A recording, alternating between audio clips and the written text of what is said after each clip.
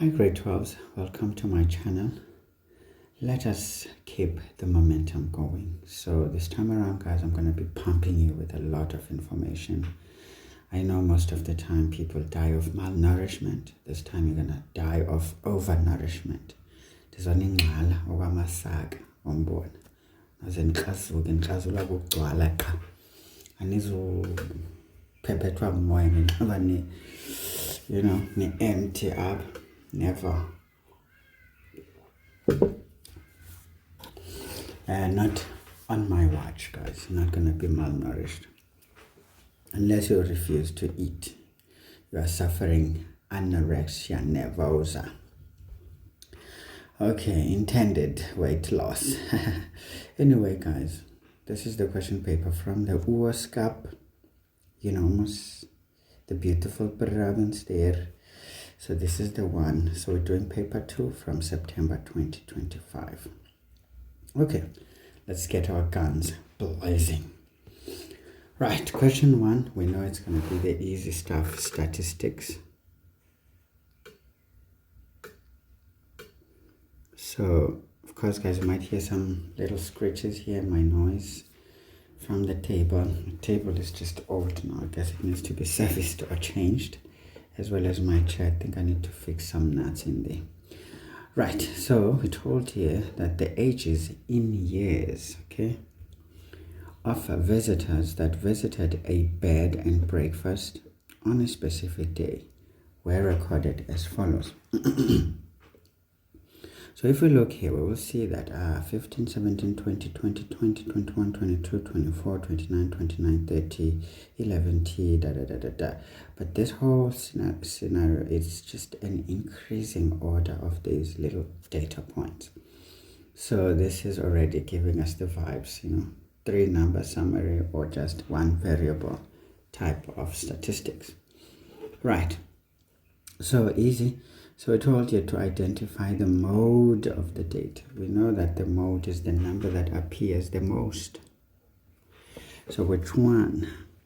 20 is repeated 3 times. All right.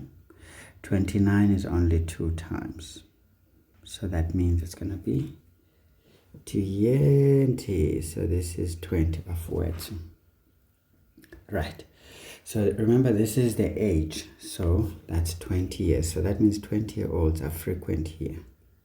So this means this is appealing to young adults or so. 20 years of age, of course. Yeah, whatever, guys. It's as is in there. So 1.2. So we need to deal with the next question. It is further given that interquartile range of the ages of visitors is 14. Right? We need to calculate the value of t.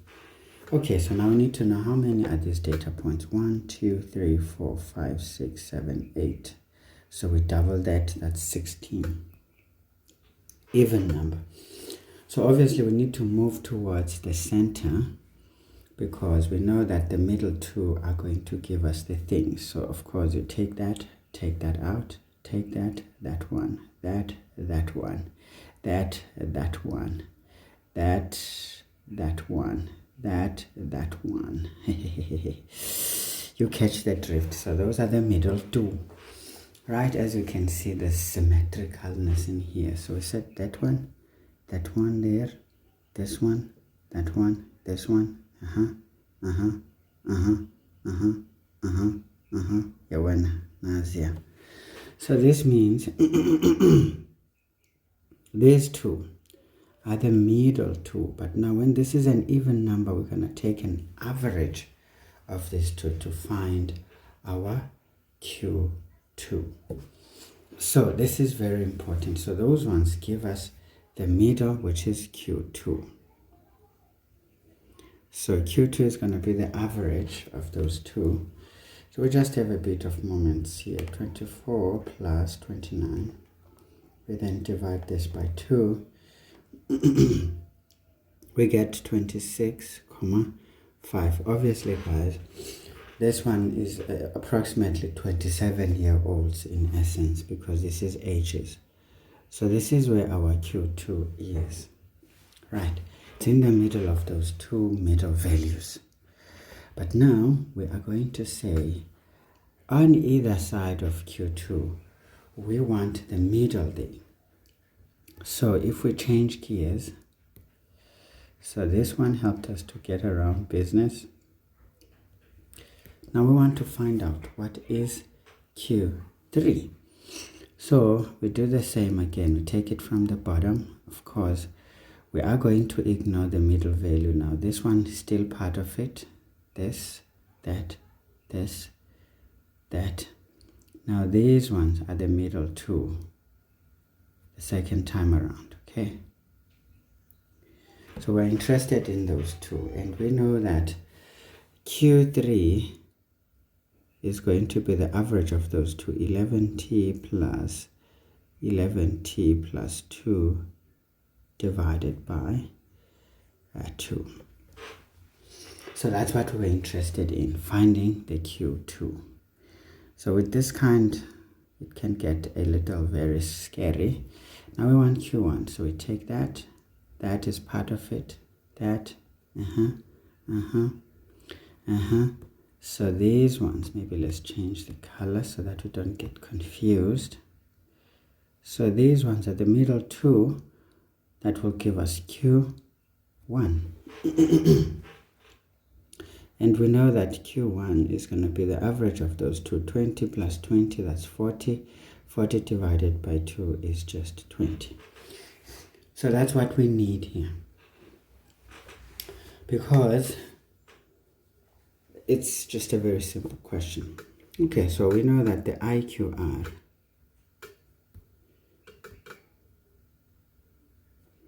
is given by 14. So we know that IQR is basically Q3 minus Q1. So we just deal with the issue here. Q3, I mean guys, just do it, okay? So, just 10 pi on Q3 where 2 is 11t plus 11t plus 2, all divided by 2. We are subtracting 20. We should get 14. Easy. So this is 22t, basically plus 2, all divided by 2 is equal to, we transpose the 20, so this gives us a 34. Right. Yes. We need to make sure, guys, we need to make sure. So this is over 1. I mean, if you like, you can divide. This becomes 11t plus 1, you know, most. But we can just cross multiply this whole shenanigan here. We're looking for t, so we know that t is going to be 34 times 2 minus 2 when we transpose the other 2, and all of this divided by 22. Therefore t is, so we've got 34 times 2 minus 2, and then we get our answer. We divide it by 22, we get 3. Nice and easy. So remember, t is just a multiple at this point, so you cannot say yes. It's just 3. It's a factor of 3, so this one is more of a ratio. We can treat it as such. So again, very nice question. One needed to know how to work the magic on the data given. Grade 11 questions otherwise, folks, so there's no excuses here. So this is good. We're getting 3 marks. Guys, come on. Working that one is good. The gymnastics and the rest are not our problem. Okay, so that's it, guys. Nice and easy. So 1.3.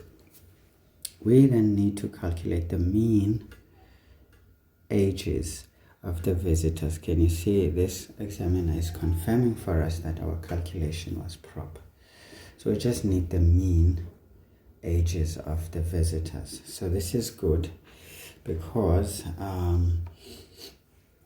we know that here we will have basically 11 times 3 plus 2. So this gives us 35, okay? And then this one gives us 33, sorry. Okay, so that's all we have. So this is all calculator work. Of course, the moment you see this friend, you just want to plug that data into the calculator straight up. All right, so we go to mode. If you don't know, for these two, we go to mode, and then we choose stat. Okay, mode. Stat is option 3 in my calculator. Now remember, there's only one variable here. So we're going to choose from stat, we choose one variable. Okay, right, because there's only one variable here. It's a single variable type of data, or univariate data. So after we choose that one, we get our nice lovely table. Then we need to fill it in. All right, so what we do, they will just punch in those values. Okay, let's get rid of these markings now.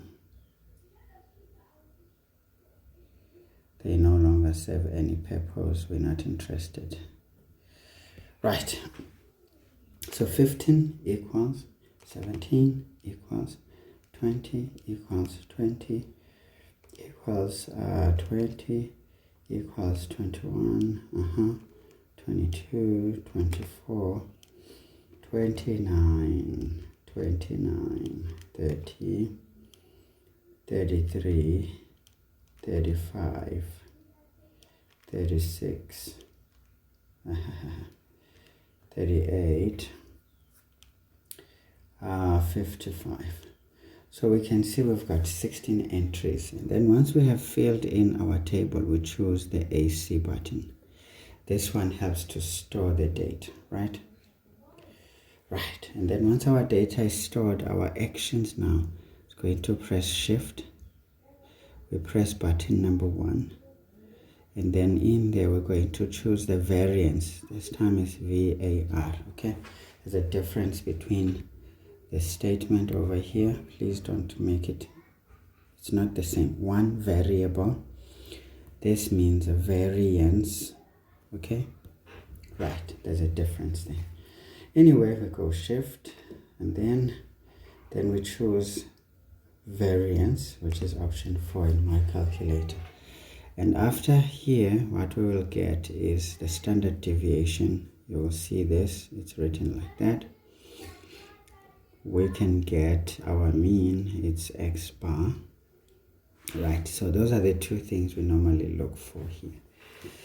There are other things that you will see there, but those are the two that we need. Okay, so for us to deal with this issue, we just need that business. So this time around, 1.3, we were looking for the mean, so that is X bar. So this is 27,75 years. At this point, can someone be 27,75? Yeah, it depends at the time. You know, some people may have some 27 full years and some months left before they turn 28. So I think it's safe to leave it like this. The comma makes sense. We can't force it into a whole number, because some may be some months in, others some months before, right? That's not a big deal otherwise. So if we present that answer, it's a calculator work. So 1.4. We need the standard deviation. We just repeat the procedure, shift. Button number 1, we choose the variance.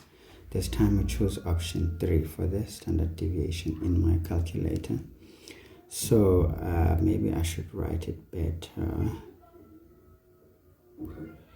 So I should write it better so that you guys can see. This is the small letter, Greek letter for delta.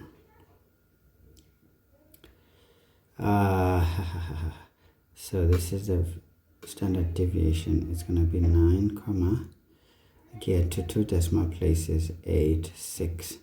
But remember, this is years as well, right? Again, you can tell this is 9 years and some months, so to speak. Otherwise, this one, because we've already given a lot of marks for the calculator stuff, so it kind of gets squeezed for that one. 1.5. Question is, how many visitors have ages less than 1 standard deviation of the mean? So what do we mean by that? We're going to take the mean, we subtract 1 standard deviation. So what is that? So this is 27,5 minus 9,86. What does that give us? In fact, this is 3 marks. We need to show this. Okay, x bar minus the standard deviation. In terms of x, is going to be 27,75 minus 9,86, which is equal to... Okay, at this stage, we can go back to our computing mode, right, which is number 1. So this is 27,75 minus 9,86. The reason of doing that is because certain functions of the buttons become changed if we're on the stats mode. So what we get here is 17,89 years. Now we want to look at people who are below this value, because we're told less than. So therefore, which people are below this value? Less than 17,89. We know that technically that's roughly 18 years. So 17 is and 15 is. So it's just 2 data points. So there's 2 people. We can say therefore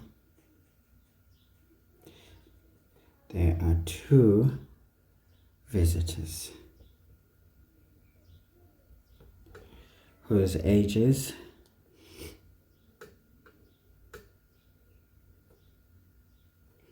are less than 1 standard deviation below the mean, or maybe let's say off the mean. Okay, so always try to answer, guys, comprehensively and nicely. Again, this question was very easy grade 11 stuff, so I expect students to have made it. So this is cool, identifying that and the method of, doing the gymnastics. Again, with stats, guys, at this level, it's not really that hectic, so you just get your marks and you just smile and keep it moving. Okay, so this is 10 easy marks to score, but of course you can see it does involve a bit of work. It's not just as easy as it looks. Okay, right, so let's get to the next question. So this is going to be bivariate data, which is the grade 12 question, talking about correlation. Okay, so we've got question 2 here. We're told that an athlete's fishing times and the daily temperatures, okay, this is fishing times and daily temperatures, were tracked during 10 years of Comrades Marathon. Okay, sorry, not fishing but finishing. Okay, I was wondering, where does the Comrades combine with fishing here? Anyway, there's lots of things anyway in that thing, isn't it? But Comrades, nah, it's actually the Iron Man that combines a lot of things. So nah, Comrades, So an athlete's finishing times and the daily temperatures were tracked during 10 years of Comrades Marathon to investigate the relationship between temperature and race competition time. Can you see? The relationship is between 2 variables, temperature and time. Or we can easily say temperature as a function of time, or time as a function of temperature. Which one do you think? comes first. Now, even though that the table may be labeled, guys, you need to think about it. You think about the scenario at hand. Try to make sense of what would be independent here. Obviously, the temperature decides how fast you finish, right? So time here is going to be expressed as a function of the temperature rather than the other way around, okay? Because at this stage, it's all about a particular incident, or should we say a particular scenario. So in this case, we know that if we want to finish a race, temperature can decide how fast we do that. When it's too hot, you get tired easily, right? But when the temperatures are allowing, you can actually push it a bit more. Right. So obviously this one has been chosen for us, what is X and Y, which is good. But even if it is not labeled, sometimes the exam itself can be to say what is likely to be on the x-axis and what is likely to be on the y-axis. And sometimes even maybe ask the question, justify why, because we don't want guesswork, right? So if this is for 10 years, that means we're doing it every year. So technically there's 10 data entries here, and we can see there that they are indeed 10. Nice. So that's it, folks, and we are happy right there. So obviously we know that here, guys, we're going to be needing the correlation coefficient. We probably are going to need the least squares regression line, you know, and everything that's related. So automatically we go to our stats. So if you don't know what to do here, we go to mode, and then we choose stat. Then when we get to stat, we're going to choose this A plus bx, like that. And then when we choose this, we get a 2-column table. Sorry for that, guys, there's a helicopter passing by. So we fill in that data. So let's go for it, stat, and then we choose A plus bx. Then we get our table, we fill it in. So we start with the x here. So this is 41, 9, 30, 15, 25, 20, 20, 35, 39, 16, and we can see we have all 10 data entries for X. So guys, be meticulous here, don't be in a hurry. 41 goes with 72, good, and then we just continue. 13, 66, 29, 45, 43, 41, 66, 68, 31. So I've got all data entries, and then of course once we have this done, we go and hit our AC button to store our data. All right, so the next piece is to go for shift, then button number 1, and then here we choose a regression after that. So the reg means to regress. We're regressing these two datas, and then from regression we're gonna get R, we're gonna get A, we're gonna get B, we can get X bar, we can get Y bar, meaning the mean of the X values and the mean of the Y values. We can get the standard deviation in terms of X, we can get the standard deviation in terms of Y. So that's about what we can do. So please be capable of doing this. Of course, in the exams, guys, already know what to anticipate in this question, so there's no excuses here. So let's go shift 1, regression, we're looking for R. In my calculator, it's option 3. So this is 0.96 to 2 decimal places. Remember, this is the coefficient, so there's no unit.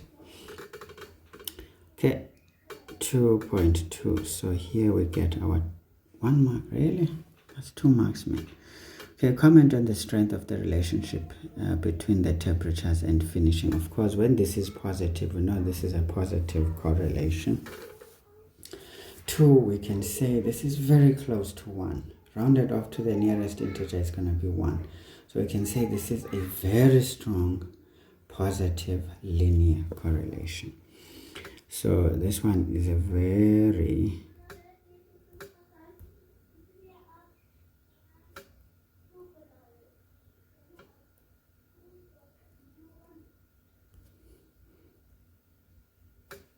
linear correlation, okay, between temperature and finishing time.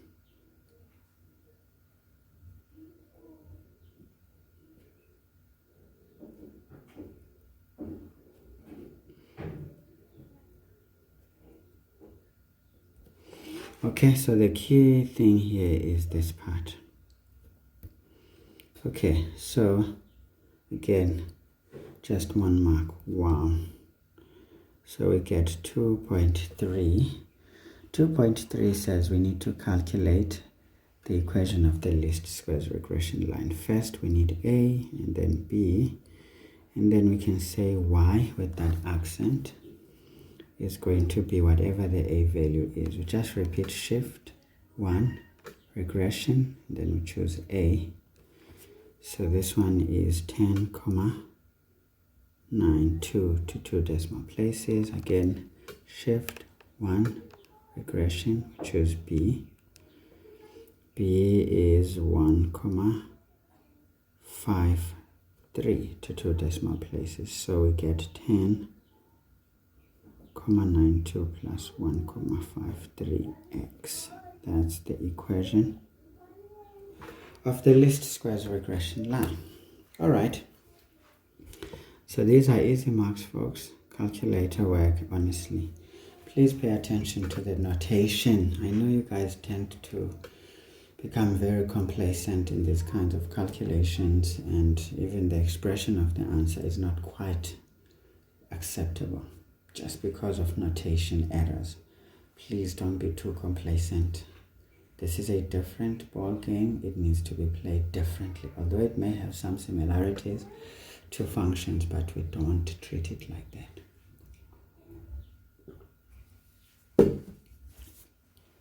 Right. So let's see. 2.4 says use the equation of the least squares regression line to predict the temperatures if an athlete takes 27 minutes to finish the race. Round off the answer to the nearest whole number. Can you see? This one is cool.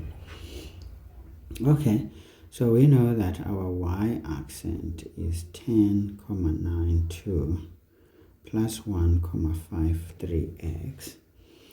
So remember the time here was in minutes, so we don't need to convert. Be very careful, folks. Sometimes you may be given that in hours. You may have to convert. So this is 10,92. All right, so we're looking for x here. So this implies that our x is going to be 57 minus 10,92, all divided by 1,53. Therefore, x is,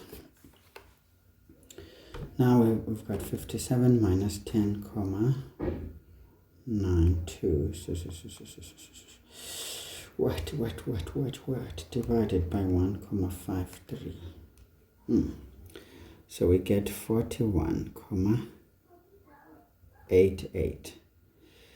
We can say, therefore, the temperature, because the question was on the temperature, we round off to the nearest, it's going to be 42 degrees Celsius, because that's the unit. Please, guys, do not get caught over carelessness, okay? These things are very simple. It's just very basic grade 8 algebra. Right, and functions, if you will. So, substitution, yeah, and the answer in the correct manner. Remember, this is temperature, so we need the right measure and the correct unit. Of course, that one goes with the degrees Celsius, I suppose. Okay, so the correct unit and the correct measure in the required format. Please do not do your own things. So 2.5 says, draw the least squares regression line on the grid provided. Unfortunately, I don't have the grid. So this makes it a little bit uncomfortable, né? Because this forces us to do the scatter plot ourselves. Okay, but here's what I would propose, because I'm lazy to do the scatter plot at this stage. I'm not gonna do it. So I'm just gonna show you the scatter plot, because obviously we need it.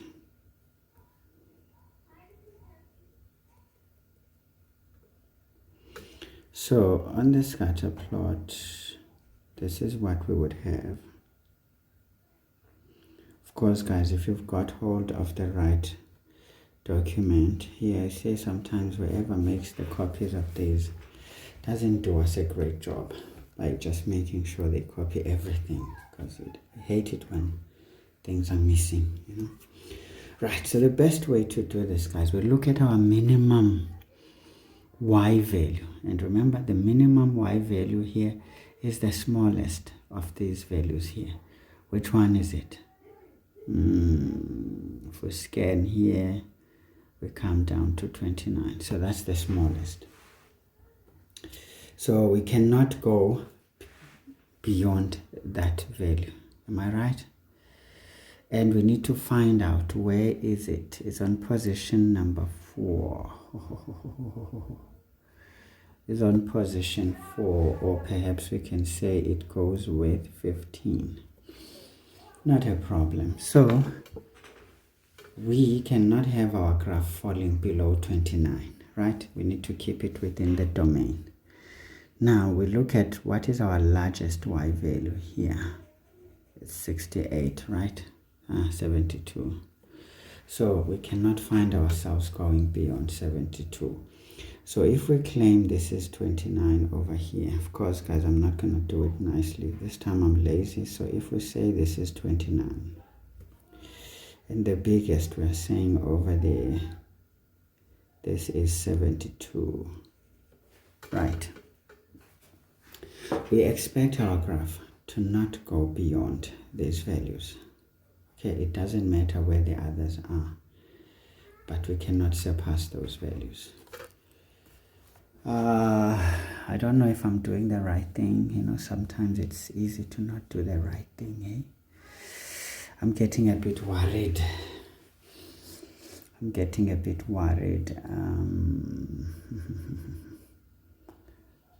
Actually, yeah, this forces us to truly do the scatter plot. I hate it. Okay. Anyway, it's no biggie. It's gonna take our time, but let's do it. So if we've got 70, 10, 20, 30, 40, 50, yikes. So it's gonna force us to really consider our axis differently this time around, okay? Not a big deal otherwise. I didn't want to do the scatter plot. 10, 20, 30, 40, 50, 60, 70. Okay. Yeah.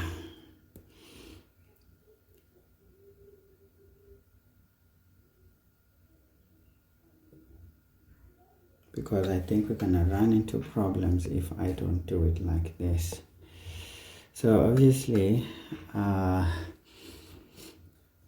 gonna just go for this one.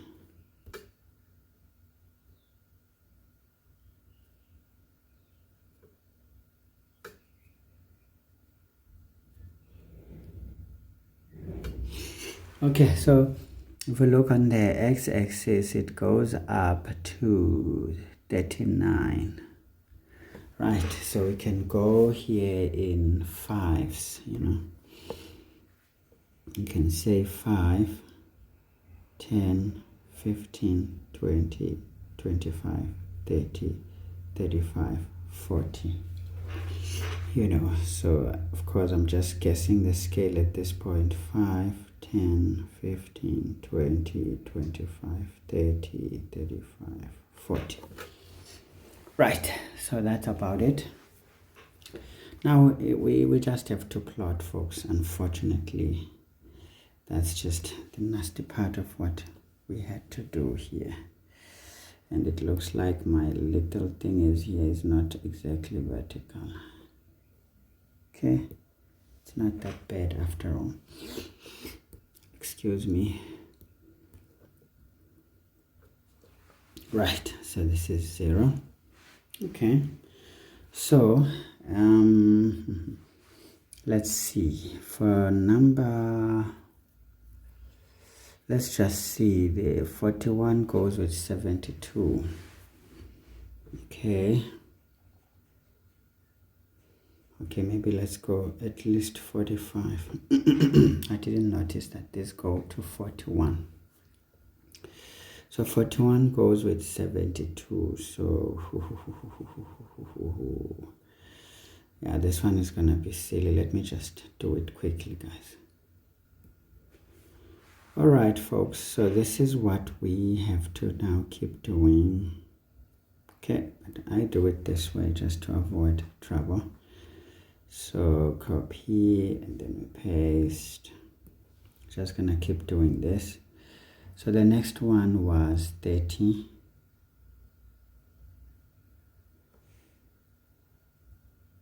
Okay, copy. So 30 went with 66. So 60, 65, and 66, maybe just over there. Right. Okay, so we know that this is our target over there. Okay, so we can take down some extras here. This one can be taken out and that one can go, so that we don't have a problem. So of course you can use your ruler here. Now just gonna keep doing it.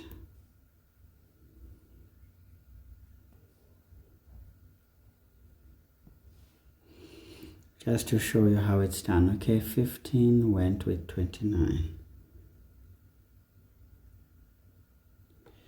Okay, 15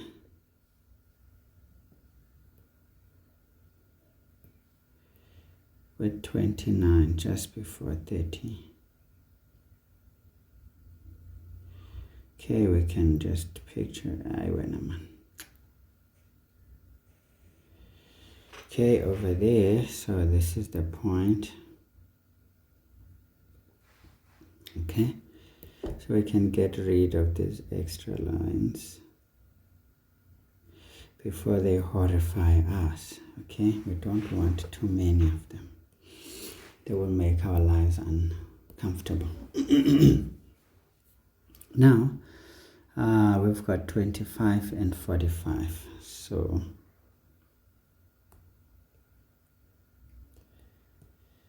So 25 and 45. Okay, 40, 45 right here. Okay, that's the point. Okay guys, anyway, there's nothing wrong in showing you how to get stuff done, although it's just time consuming. Okay, now we've got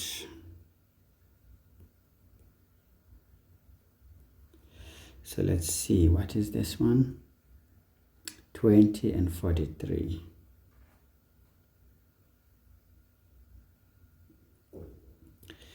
and 43. So 40, 42, 43, right around there. Okay, we can say that's the one.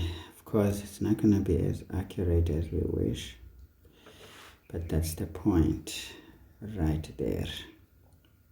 Okay, so we've got 20 and 41.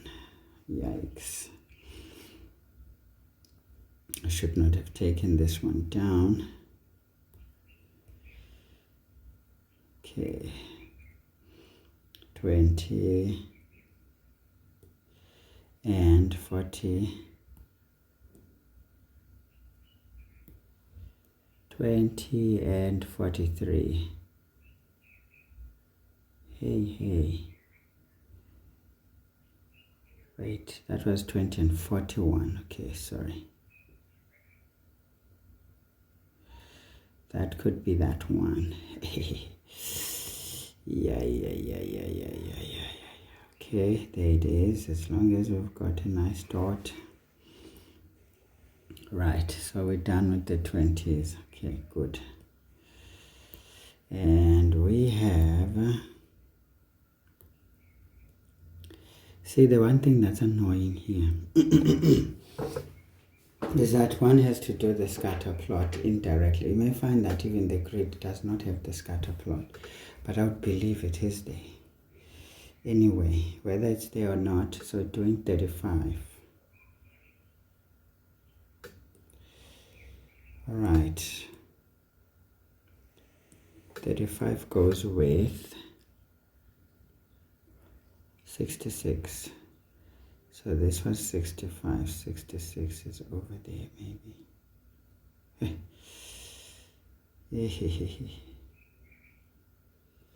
Okay, so there we are. So that is the point. Slow step 2. We're not in a hurry, but because these 2 marks cannot be thrown away. Okay, it has to be done meticulously. So 39 and 68.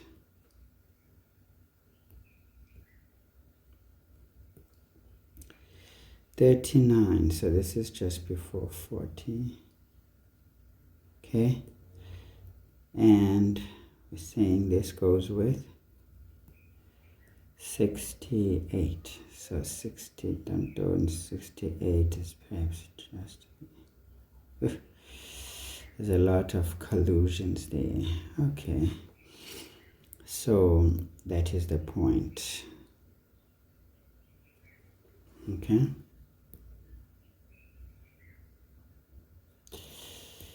Tsadi last, 16.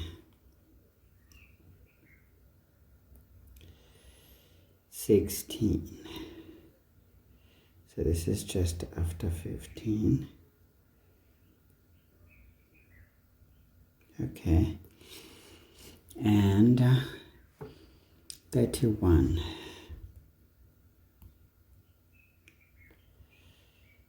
Uh, 31. Where are you, 31? 31, you are there. I see you there. Okay. So guys, there's our scatter plot. It's nice and dandy. Crazy, but it's done. And we can see there's a very strong linear relationship there. Alright, so we need to draw our least squares regression line. Now, here's the best thing to do, folks. Although you can just draw it, but this is the best approach. Remember, we've got a nice equation. From that nice equation, we just choose any values. Say, for example, what would be 20? So we can say y is equal to 10, 9, 2 plus 1, 5, 3 into 20. Let's see what that is. So 10, 9, 2 plus 1, 5, 3 into 20. We just calculate from the equation those 2 points. So 41, 5, 2. So that's what this is going to be. Okay. Now we choose this point over here.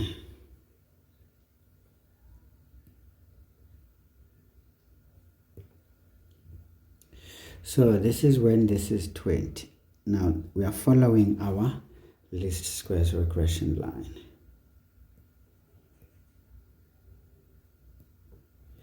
Right, we said this is 41,52, which is roughly 42. So we can say it's just over here, maybe. You know? So where these ones meet, they meet at this dot. We can blend it out nicely so that it doesn't look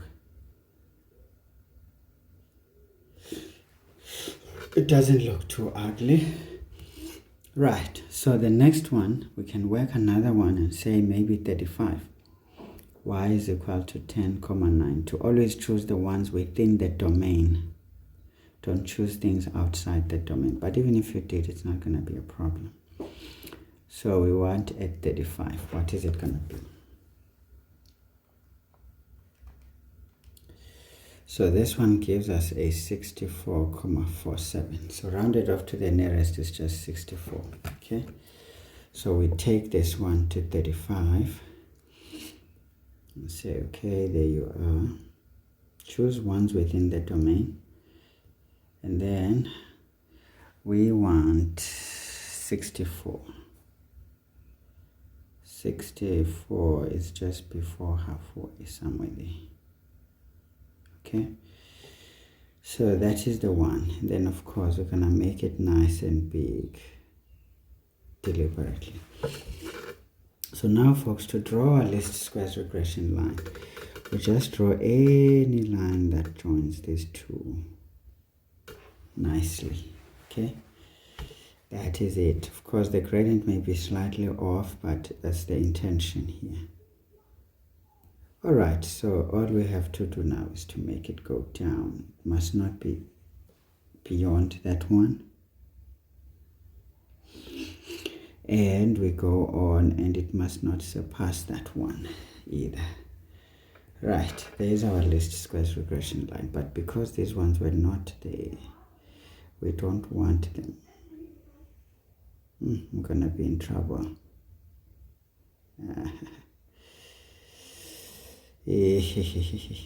Oh, by the way, we don't need this dude. Okay, so that's the story, guys. So that's the least squares regression line. So this is how to get it right, because if you just try to look for these dots and try to align it with them, it gets messy. So this is the technique I propose you use. Here you will not lose the accuracy of what this is. Well, that's what the calculator does. Of course, there are many ideas around it, that it has to cut through the mean of the data. Technically, this way, even if it does that, it's going to do that anyway. Okay, it's going to cut through the means, yeah, truly. But the fact of the matter is, if we estimate using our regression line, which points within the domain, just 2 points, we join them, we get a straight line. But take care not to surpass this. I think in my previous video on this, I kind of went all the way to the y-intercept, or maybe closer. But again, you can argue if you want, but remember, we follow the standards sometimes, and we cannot surpass that. As you can see, this makes it nice and clear. Otherwise, someone would have chosen a line that cuts through most, which is not bad. That gradient is not going to be that far away. But this is the best gradient, okay? Right, so folks, I don't know what was the story there, whether the scatter plot was given. If it was, you get a mark for the shape of this thing. Maybe for the scatter plot if it wasn't given. But if it is given, you just get 2 marks then for doing the job right, meaning the gradient and the extent of the graph. It could be something related to that. All right, so as you can see, not so very easy, but not that bad either. All right, so it goes back to actually what I was trying to do initially was never going to work until we had our scatter plot right in the mix. Okay, guys, so the last part was easy but labor intensive. It could have been as hard as it gets, but again, knowing what to do is more important than how fast you do it. Okay, at this stage it really doesn't matter, but for the finals, you gotta be very fast. Okay, let's get to question 3, guys.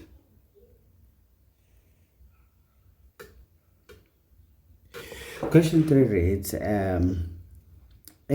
point A with those coordinates is a point in the 3rd quadrant, and we can see it nicely. There is a point A. C with those coordinates is a point in the 1st quadrant. D is a point in the 2nd quadrant. Sorry, 4th quadrant, yeah. Are vertices of a quadrilateral, okay? Right, A, B, C, D. A, B, or B has no coordinates, so that's a potential question, okay? So we need to figure out how will we find the coordinates of B if ever we are asked a question. Of course, it may not be the question, but it's something to consider.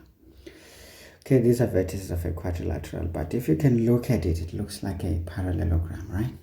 Yeah, if we just carelessly do it. This looks like a palm, but remember, nobody said, but it looks like a parallelogram to me. Of course, be very careful though to assume, but that's the idea. And of course, there are things that we need to do to then prove that it is indeed a palm. Right, diagonals BD and AC intersect at K. Okay, here we're not told that they actually cut each other into 2 equal parts, but they just intersect. Okay, again, we need to think about how we would find the coordinates of K. Okay, it's very important to consider these. Okay, so E and K are y-intercepts of AD. Okay, again, we need to think about what would be the coordinates. Obviously, guys, on the y-axis, in fact, x is 0. It's not even a question. So we know that the x coordinate for these 2 points is 0 because they are on the y-axis.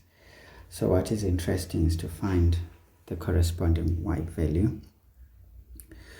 All right, AD and BD respectively, and EK are the y-intercepts of AD and BD. Okay, fine. G, F, and H are x-intercepts of So we know that at the x-intercept, we've got some x value and 0, some x value and 0, some x value and 0. Okay, guys, so be comfortable with this. It helps to really consider. So there's a lot that is unknown. And the question is, how are we going to find out what is it? Okay, let's read a bit more.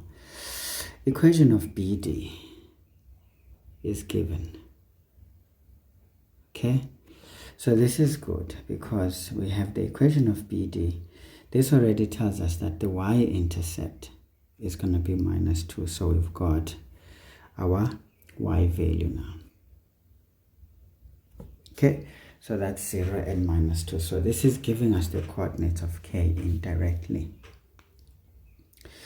And we've got the gradient of the line. Okay, that's fine. But if we look further, we will notice that the x-coordinate of C is the same as the x-coordinate of D. And if those two are collinear, then this must be a vertical line. Okay? Because a vertical line has the same x-coordinate for different points along it. And if this is the case, this makes it parallel to the y-axis. Okay, at least this much we can gather. So this already tells us that in essence, the x-coordinate at H is also 3. Okay, so we've got 3 is 2, 0. So never rush with these questions, folks. Just try to figure it out nicely. Don't be in a hurry. You're going to burn. Okay, so essentially we can even work out the x-intercept. So if we work out the x-intercept at G, we make this 0, we transpose the 2, we multiply by 3, that's a 6. right? Then is 6 divided by minus 4 is going to be minus 3 over 2. So this is minus 3 over 2, the x coordinate. Okay, maybe let's put it nicely.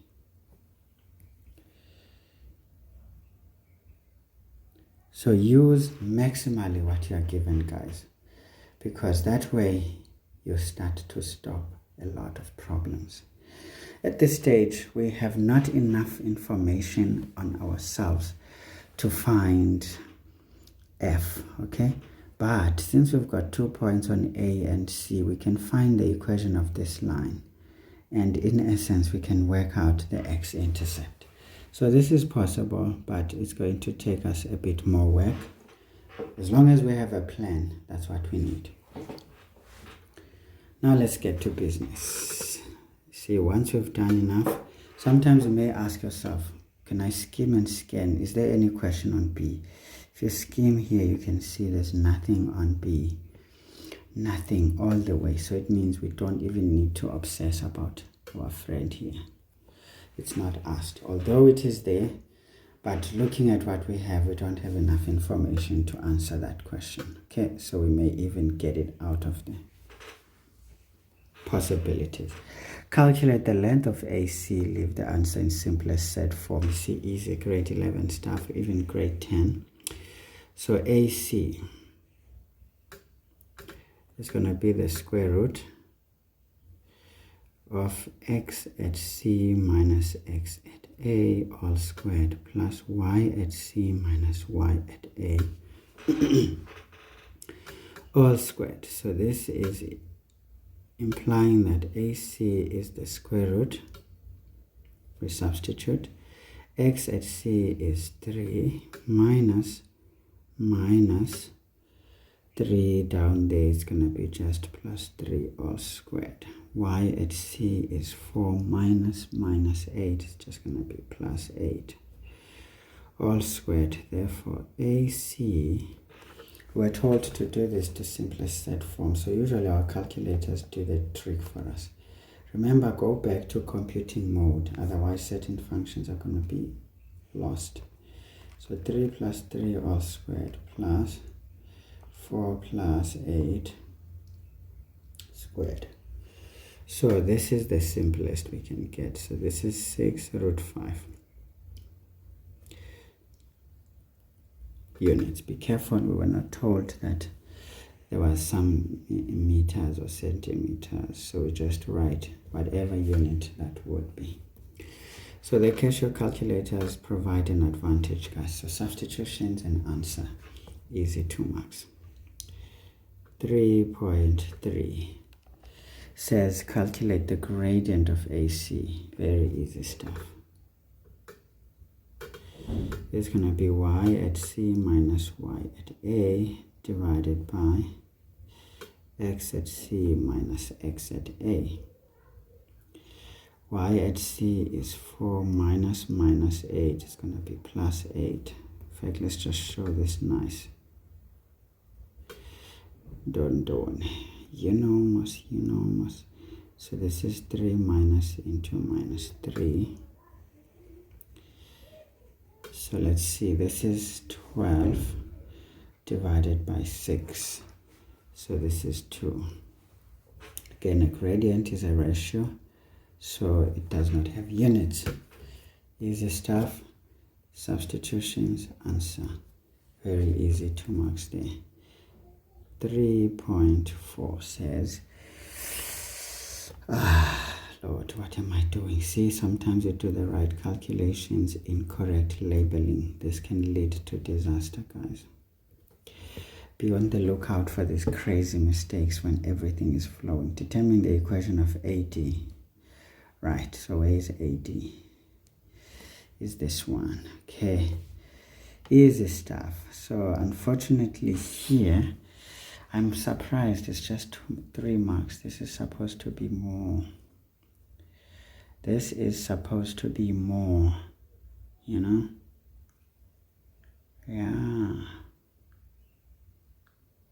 This is supposed to be more.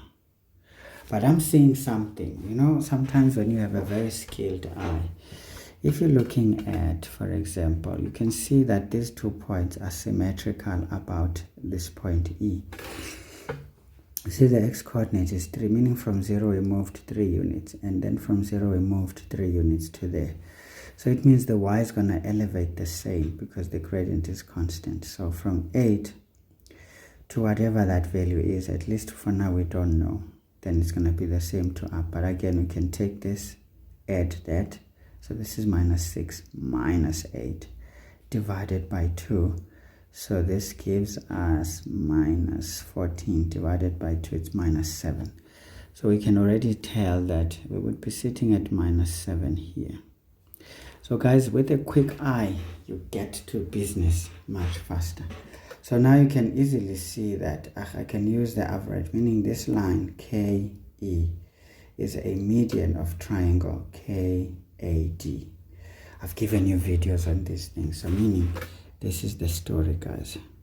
Of course, you are realizing this by just looking at the symmetry that is stated by that point in a way about a particular line. So here you can use that to get the y-intercept and just determine the gradient that can give us 3 marks straight up. But again, we can do it the standard approach. We know that the gradient of AD is going to be equal to y at D minus y at A divided by x at D minus x at A. So this is basically minus 6 minus into minus 8 all divided by 3 minus into minus 3. So basically this is going to be 8 minus 6, that's 2. 2 over 6 is a third. And we can see that's fairly gentle. We can say then, we know that AD is going to be y equals a third of x plus c. We take any of these points, D, 3 is to minus 6, it's going to be minus 6 plus c. We can say therefore c here is, essentially this is 1. When we go there we get minus 7. Do you see? Kitching. We were not lying. So therefore our y is a third of x minus 7. Alright, so of course guys, you can do whatever, but again the standard approach here, there's nothing wrong with it. Okay, so what is important is getting the gradient, the substitution, and the final equation. The rest is your own problems. That's what the examiner is saying. Alright, so let's go on, guys. We are doing 3.4. Now 3.4 says we need to find CKD. Okay, CKD is which angle? CKD. So we are looking for this angle. Alright, so what do we know about that angle? Okay, alright, okay. What we know is that if you look at this little small triangle GFK, right? We've got the gradient of this line BD. And that gradient will literally give us this angle. And from that angle, we know that it's vertically opposite this one. So it will give us that angle. 2, we've got the gradient of AC. We calculated it not so long ago. So we know that we would be able to find this angle. And that angle is vertically opposite that one. So definitely we're going to have those two angles, and if we apply the exterior angle of that triangle, we will be able to have those. So always sit back sometimes and think of what would be the quickest approach into the answer. Of course, what do you know and what can you do to relate it? So if we make this angle, say alpha, and we make that angle beta, right? Maybe let's write it in black like me, and say that angle is beta, right? So we can look for that angle nicely. So that is very easy. That is very easy. Okay. So there are many ways of killing a cat, guys, but I'm just gonna kill it anyway. So you guys think about it. Think about it. Alright. So 3.4, we're going to say let the angle of inclination of AC be equal to alpha. We can say likewise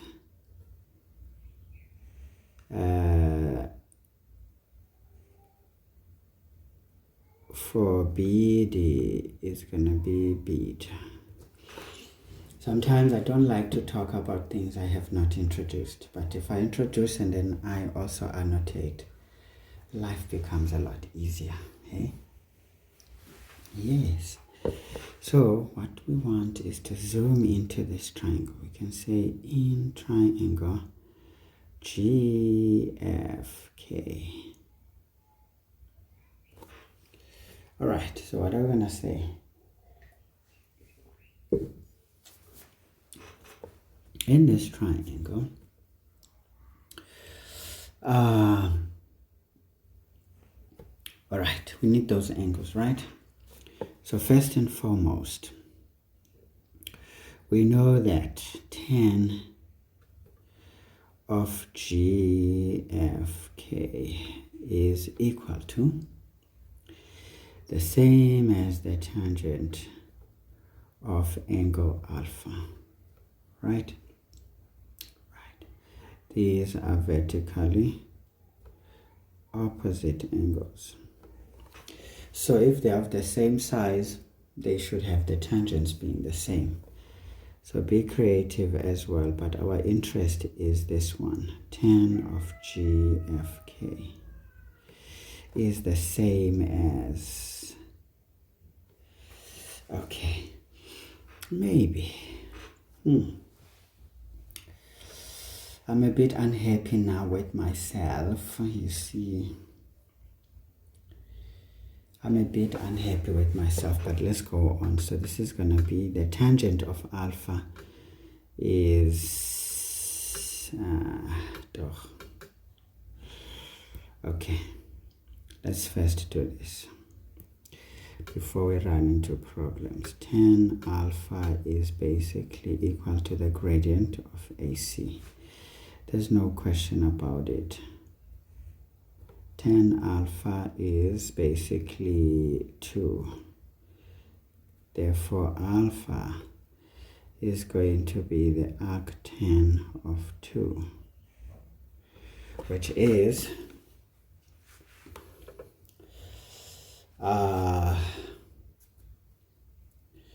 shift tan 2. This gives us 63,435 to 3 decimal places, just to protect our answer. We can say, therefore, we understand that angle GFK is going to be 63,435 degrees. Vertically opposite angles are equal, because we know that it is definitely vertically opposite alpha. Okay, we can say also, these are the type of the essay questions, so there's no excuses here. We understand that tan beta is going to be equal to the gradient of BD. Right? Right. I'm trying to think. Do we say the absolute value? Okay, let's not rush. We're gonna move nicely here. So we know that tan beta, that gradient we're told is minus 4 over 5, sorry, over 3. Okay, so we can say therefore beta is gonna be the absolute value of arctan minus 4 over 3. Okay, so if you don't know what an absolute value is your problem, ne? Yeah. It means whatever answer we get on the inside, we will regard it as positive, right? Arctan minus 4 over 3. So we get A minus, now remember this is the absolute value of minus 53,130 degrees. So this comes up as positive 53,130.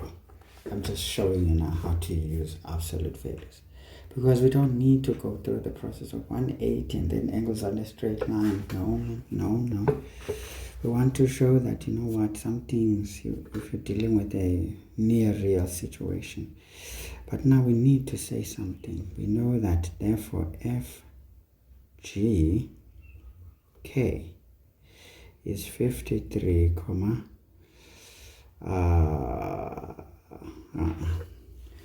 and FG I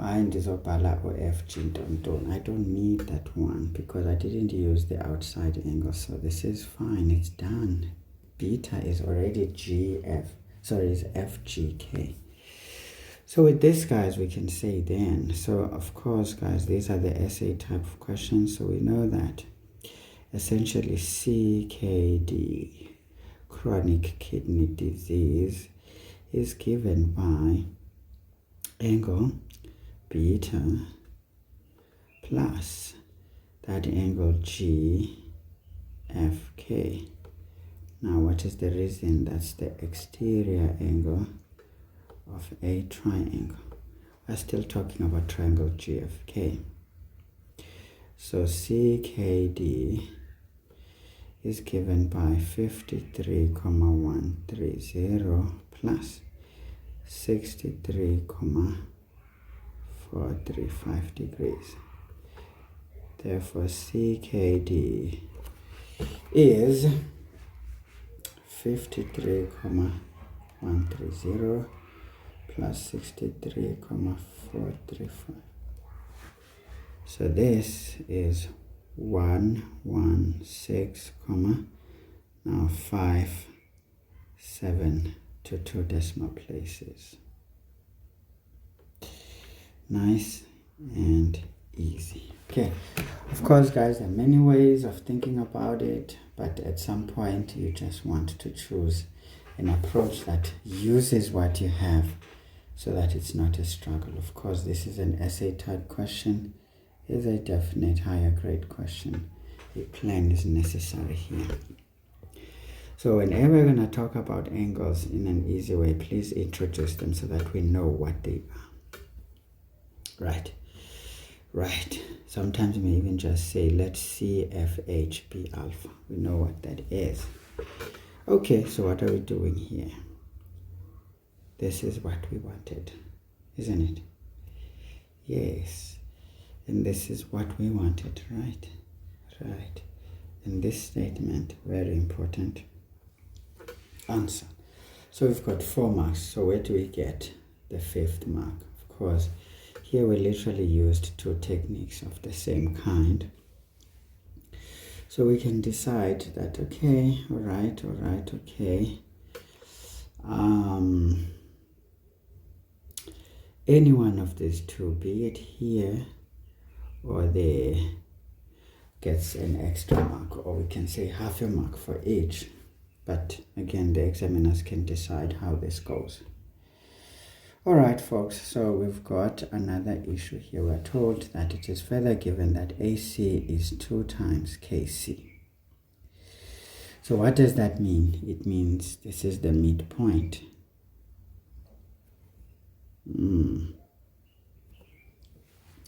So if AC is 2 times KC, then it's obvious that AK is also equal to KC.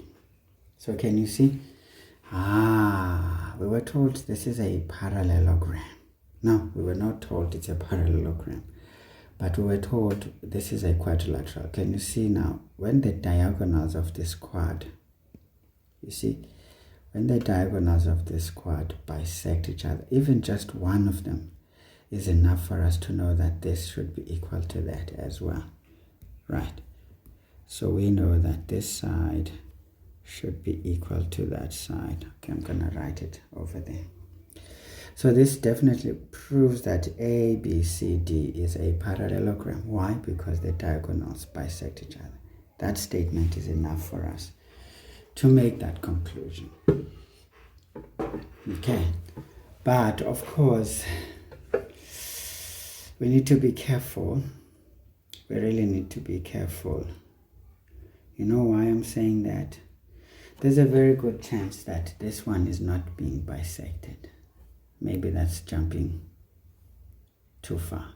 No, we can't say it's a parallelogram safely until we can prove that KD is equal to KB. But yeah, no. Let's not get too excited. So this thing says we need to find the the area of triangle CKD. So these are our triangles that we need to handle. So the good thing is we are told something that AC is 2 times KC. So this helps us to find the length of KC using AC. So this means our job is just to find KD, right? And once we have KD, we use our area rule, okay? Nice and easy. But there are other ways in which we can do this, which is much safer and easier, in my opinion. All we need is just to describe that point K, because if we drew a line, this is a vertical line, so this can be our height, you know. Oh yeah, it's gonna mess up everything, so let's not even attempt. So this could be our height, because we can say this is perpendicular to this side, right? And we can see that this is a vertical line, so essentially we can find that as the base. So there are many ways. Area rule, we have the angle, we can determine the side, or we can just use a very simple approach, which I would rather we go for the simpler approach. So this is 3.5. So 3.5, we know that, of course, we can just say in triangle CKD, we can just say draw perpendicular height H as shown. Okay, you just let us know that you've done some construction, and if you show it, all good, nice and dandy. So we can see that here we understand that point K is going to be the point 0 and -2. This is the y-intercept.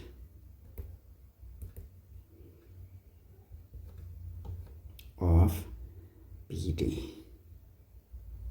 At some point, you may want to justify, sometimes by inspection, because the question said determine. Once we are told to determine, sometimes we don't need to show the calculations per se. But if we are told to show or maybe calculate, that's a different story now. Okay. We need that point, because you know what does it tell us? It tells us exactly what we need. In fact, we did not even need it. Looking at this now, from this vertex to this, it's just 3 units. So technically we don't need point K here at all, but rather we need something else. Okay, point K is not a necessity here if we're using this approach. So we can just easily see that we know that the area of triangle CKD is going to be half base times perpendicular height. So this is half the base. We can see that this line is a vertical line. So it's just going to be the difference of the y values. This is 4 minus 6 is going to be 4 plus 6, right? And then we multiply that by the perpendicular height. We can see that the coordinates of h are simply the same. So that's just 3 units. We are doing it by inspection, okay? So what do we get? 0.5 into 10 into 3. So this gives us 15 square units. Okay? 15 square units. So can you see, when you know what to do, you can see things, you don't struggle, okay? But for a student who wants to struggle, I'll show you the next approach. Obviously, guys, this is a good calculation. This is a good calculation, the substitutions, the answer. Now, this is supposed to be 5 marks. So obviously, we can safely say 2 marks for the answer because the answer is correct, whether you like it or not. You know, we get marks though for some of the things that we notice. Sometimes with analytical geometry, when this is this question, inspection is acceptable. So some things you may not need to justify per se. All right, but let's go about it the usual way that most students would want. We can say in triangle CKD, right? So we know that technically 2 times KC is equal to AC. That's given. So this implies that KC is going to be the value of AC, which is 6√5 divided by 2. Therefore, KC is basically 3√5.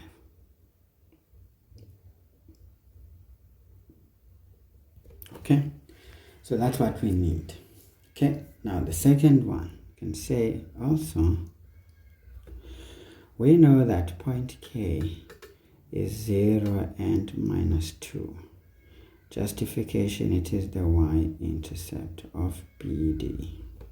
Okay, we don't want to go through very long, lengthy business. So we can say this implies that essentially KD is going to be the x at D minus the x at K all squared plus the y at D minus y at A all squared. Right.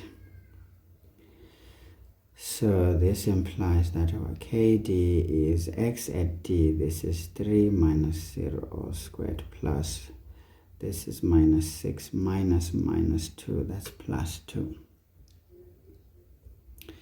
All squared.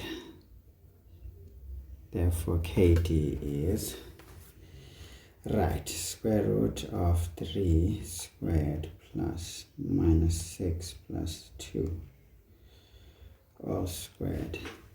It gives us 5 units. Okay, nice.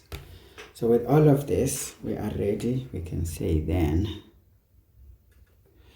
area of triangle CKD is going to be half KC times KD times the sine of the included angle, which is CKD.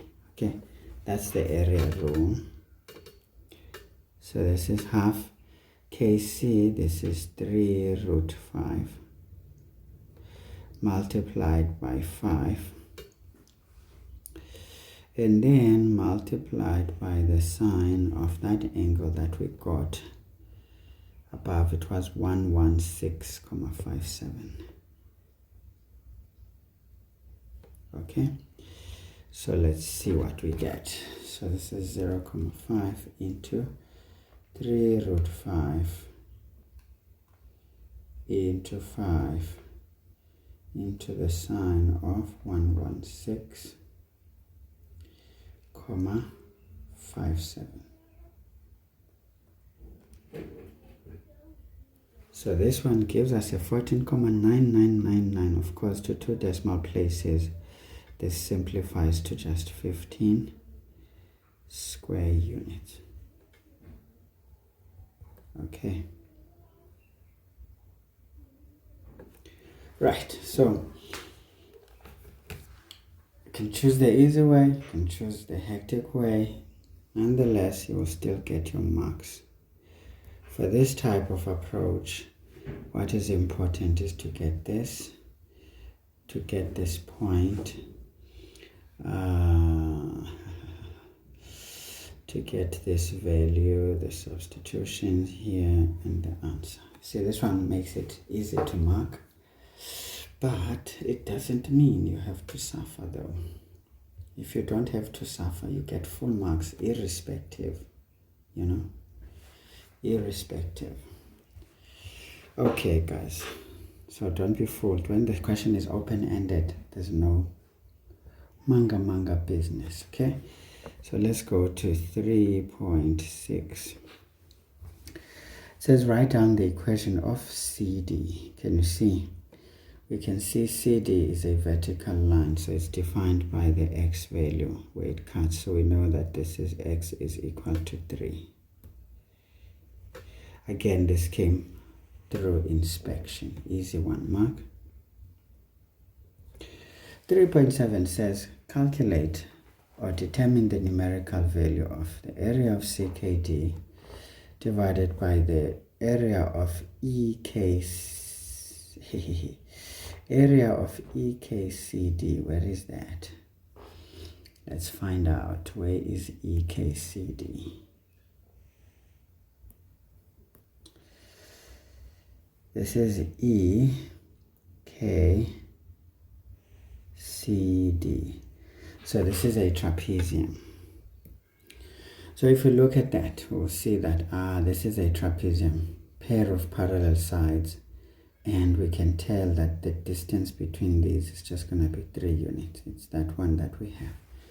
So very nice question, and in fact this gives us the vibes of the quadrilateral that was in the November 2019, or was it 2022 May June, something similar like this. Anyway guys, this is very easy because these two, we don't have to do much, we don't have to do much. So we know that the area of triangle CKD divided by area of not triangle but quadrilateral EKCD. We already know this one is 15 square units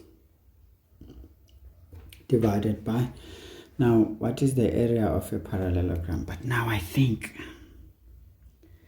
do think that before we do this, we are forced to first say point E. Again, the good thing is that it says determine. It's an open-ended question, so we can do this by inspection. But what we need to say first is that point E is 0 and -7. Maybe we can justify it. This is the y-intercept of AD. Right, because we calculated the equation of AD above, so yep. So that would be good to state before we move on. So we can say that's the case here. So now this is going to be just half the sum of the parallel sides. So remember, from -2 to -7. So this is basically -2 minus -7 is going to be +7. Y top minus Y bottom. Okay, that is the one. Okay, maybe let me do it much cleaner. Right, so these ones are for just EK or KE. Plus the other pair is going to be what we have used above. Again, this is basically 10. So I can just hoy it like that, if you know what I mean. Then we multiply this by the perpendicular height, which is going to be just 3 units between the parallel lines, which is the y-axis and the line CD. So we just move on. So this is 15 divided by... so this is 10. No. This is 5. Okay. This is 5 plus 10. That gives us 15. 15 by 3, that's 45, divided by 2. Okay, let's just do it easily. 0.5 into -2 plus 7 plus 10 times 3. So this is 45/2. Okay, so basically this situation, okay, let's just do it. 45/2. Actually, I don't like this. Now what's going to happen, the 2 will flip to the top and multiply this. So it's going to be 30/45. So this is 30/45. And 5 still goes there. So we always try to make the ratio as small as possible, the simplest we can have. So 5 to 30 goes 6 times, and then 5 goes 7 times. So this is 6/7. Always go for the simplest one. You will see that the calculator will do the same. So 30 divided by 45/2. It simplifies it. Hey, man. Sonhlanyisa wena man. Sonhlanyisa ndenze ntoni, but that was supposed to be 15.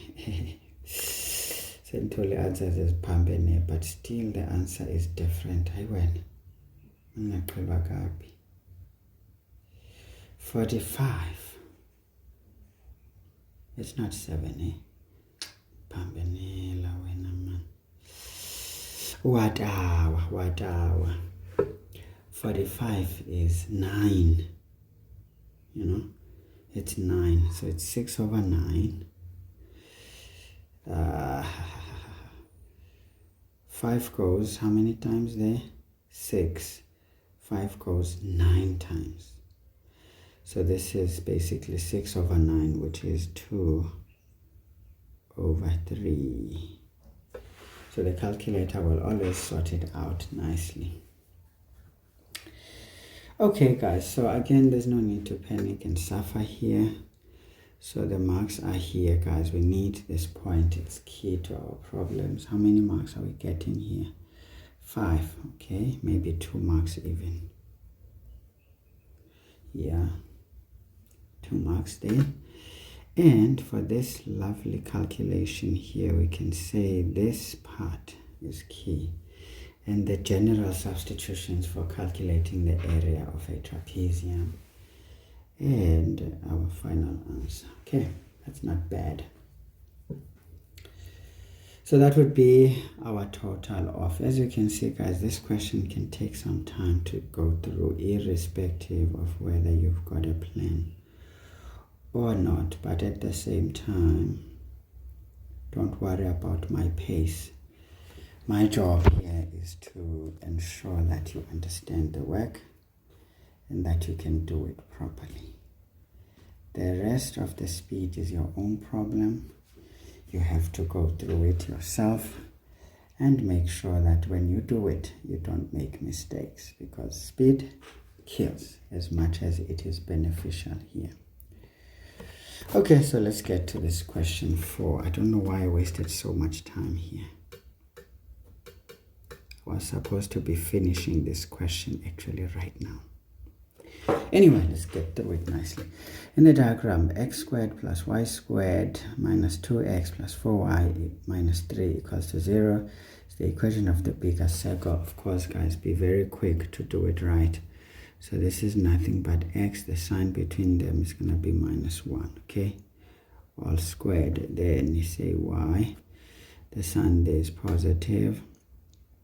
Half of 4 is just 2, all squared equals. You move 3 to the other side, you add 1 squared, that's going to be 4. Then we add 2 squared, that's 4 again. So 4 plus 4 is 8. Okay, so this is quick. Don't waste your time here trying to waste. So this already gives us the coordinates of our center to be 1 and minus 2. Okay, it's a point in the 4th quadrant, so that looks right. And we're also given by this the fact that the radius is, so we can say this line BC is going to be the square root of 8. Square root of 8 is basically 2 root 2. Yeah. So be very quick. Don't waste time, but at the same time, keep an open mind here. Okay, we're told that diameter ABC, can you see, of course, it's a straight line, of the bigger circle is drawn and produced to D, which is roughly the center of the other one. GD is the line drawn parallel to the x-axis passing through D. Now we're told that D is the center of the smaller circle. Perfect. Okay, so nice. So that is good. And then FCE, is a common tangent. Very interesting. So obviously the tangent is forever perpendicular to diameter. So if we can just show this is going to be 90 degrees over there. Right. And even for this other one, it's going to be 90 degrees. But we want to show it in a manner that doesn't cause problems. Okay. Because we're told this D is the center of the other circle. So that's the story. Right. Equation of the line GD is y is equal to minus 5. So this tells us that the coordinates of G is 0 and minus 5. But it's on the y-axis. And if this is a horizontal line, it also tells us that the y-coordinate of D is minus 5. So we just have to find the x-coordinate. So can you see? All good, guys. And of course, point E is some x value and 0. It's on the x-axis. As well as point A is some x value and 0. It's on the x-axis. F here is some 0 and some y value. So that's the thing. Okay, we do that, we are safe, we are good. We're also told something AE. AE, this distance over here. Okay, let me go outside my circle before I make it ugly. AE is 8 units. Okay, that we need to keep in mind. Okay, right. Now what do we do? Okay, we're told ABCD is a straight line. Fine. So how will we do this business of ours, folks? Yeah, we have a bit of a nice challenge. Usually with this question, there's not a lot you can say, but a lot more to do.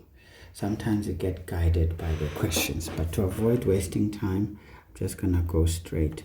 But usually what I would advise is go through these questions, skim and scan them and see how many you have enough information to answer them. Sometimes you'll start to see that what you could not answer gets answered as we go on. So 4.1 says, determine the coordinates of B. Can you see? Nice and easy, the center of the larger circle. Now a determination can be by inspection, but remember, be very careful. 3 marks, you can't just write an answer only.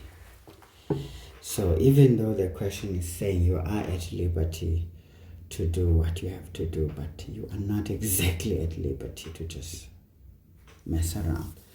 You can just write the equation first. We can say, well, the circle center B is given by x minus 1 all squared into y plus 2 all squared equals 8. Now that on its own is the mark, because nobody told us to do all the gymnastics and show them. Mind you, completing the square is not necessarily an exam question, but you will see if somebody wanted that, you would be told calculate. In this case, you can't just show up with an answer. So be very careful as to how the line of questioning is going. So we can say, therefore, the center B is 1 is to minus 2. Done. So can you see those marks? So that's how you get 4 marks here.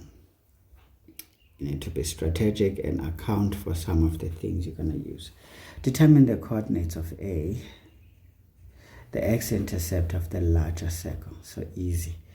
If we're doing the x-intercept of the larger circle, we know that at A is such that basically x squared plus y is 0, the squared, minus 2x plus 4 into 0 minus 3 is equal to 0. Remember, we just put that as 0. So this implies that we've got x squared minus 2x minus 3 is equal to 0. Nice and easy, students. You know what to do here. So this is x, 3, and 1. This one must carry the sign of the bigger number, of the middle term. So therefore our x is minus 1, or our x is 3. You can say therefore A is the point minus 1 and 0, because that's on the negative x-axis. Can you see we are getting an answer there that x is minus 1? Nice and easy. No problems there. There are many ways. Can make this 0, in this equation too. Then this whole thing becomes 4. You transpose, you get 4. Take the square root, it's plus minus 2, x minus 1. You'll end up here. Okay, good.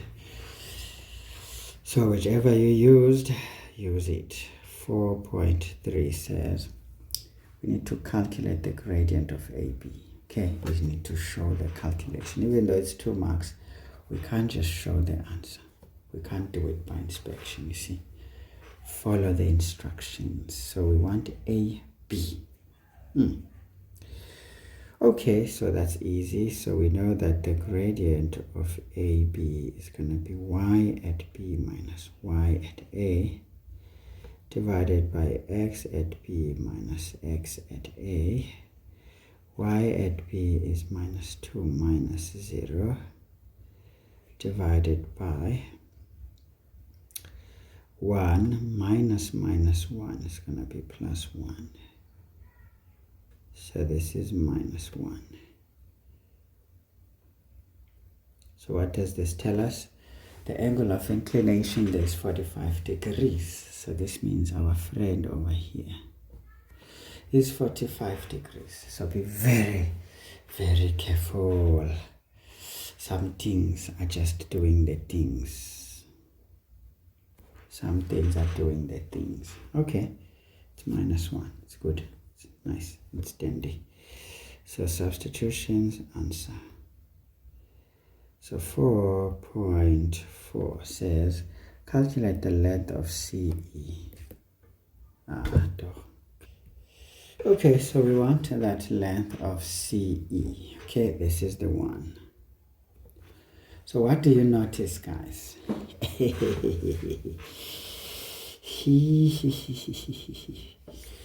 Yeah, man, you can see it, Moss. I know you do.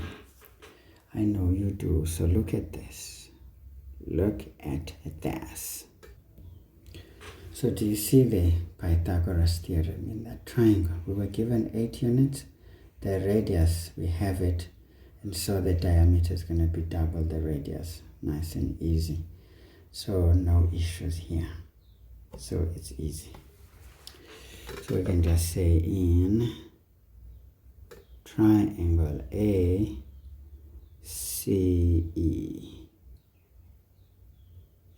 First and foremost, we need to account for AC is perpendicular to CE. We need to provide a reason here. The tangent is always perpendicular to radius. Sometimes it's like repeating ourselves. So what I prefer to do under these circumstances is to say ACE is 90 degrees. It makes more sense to avoid just repeating yourself a bit. It sounds ridiculous. Right. Because we can't use Pythagoras if we have not accounted for one of the angles in that triangle being 90 degrees.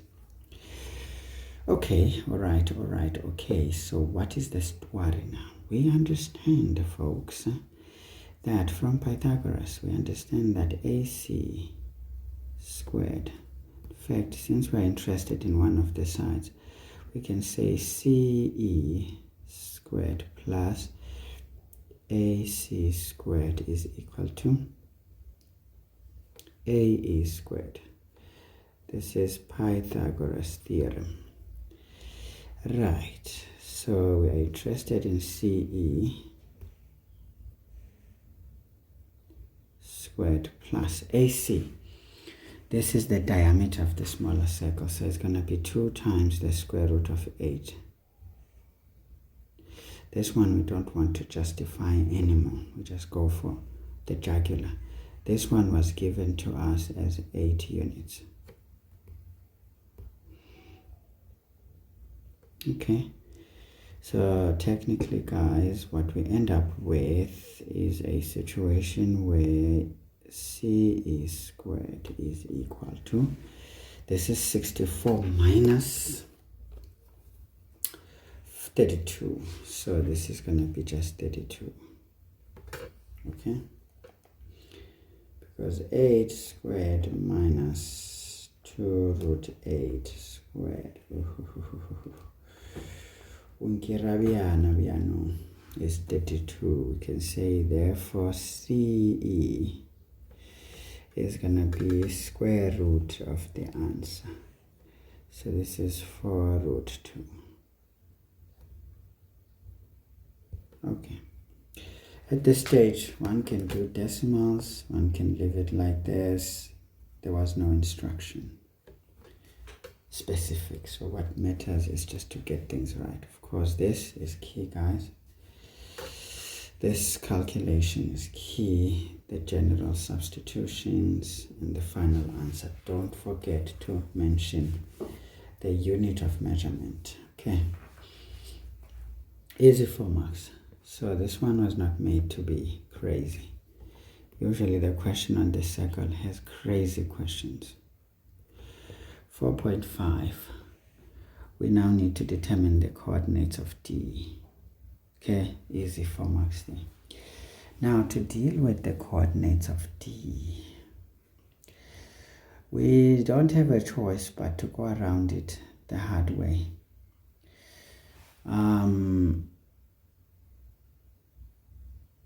Technically, we need the equation of the straight line, A, B, C, right? What is important is that this gradient helps us to get our job done. And any one of the points. So to get this equation is going to be easy.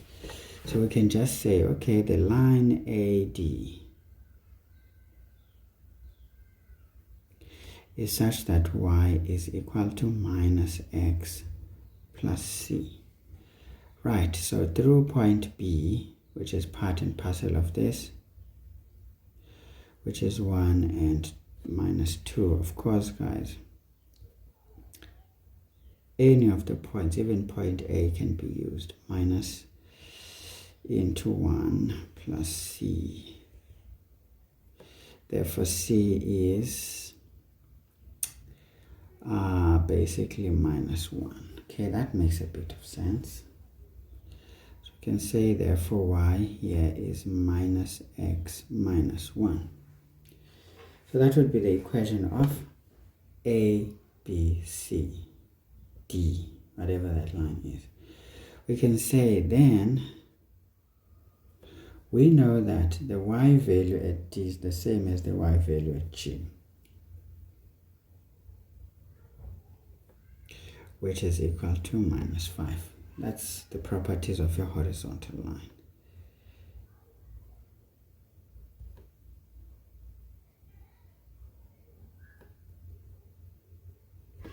The y value is the same as the x values change. We can say this implies that on our equation, y is minus 5 equals minus x minus 1. Therefore, our x here is going to be, take x to the other side and 5 to the other side, we get 4. Okay, so we can go on and say, therefore, D is going to be 4 and minus 5. Yes, yes, yes. So, of course, think of other techniques that can assist. But since we don't know the relationship of the radius and the other one, it's rather not safe to try and use that. But just go for the easy approach. So technically, guys, this is key. And this equation is very much key. This substitution is key. And the final answer. Okay. The rest was just a means to an end, I suppose. So 4.6, can you see we're cruising nicely, guys? Nicely. 4.6 says determine the equation of the of the circle center D in the standard. Of course, we want the equation of the smaller circle. Okay. So that's not a problem. But it's just 3 marks. And what do you know? You always get a higher grade question here. This is one of those. But these 3 marks are hiding the fact that you will sweat to get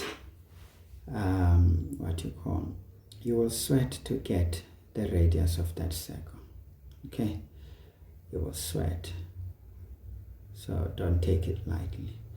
So in my opinion, we just need the coordinates of C. Now, using symmetry, because we are allowed here, we can just say the coordinates of C are, now we know that this is the midpoint B.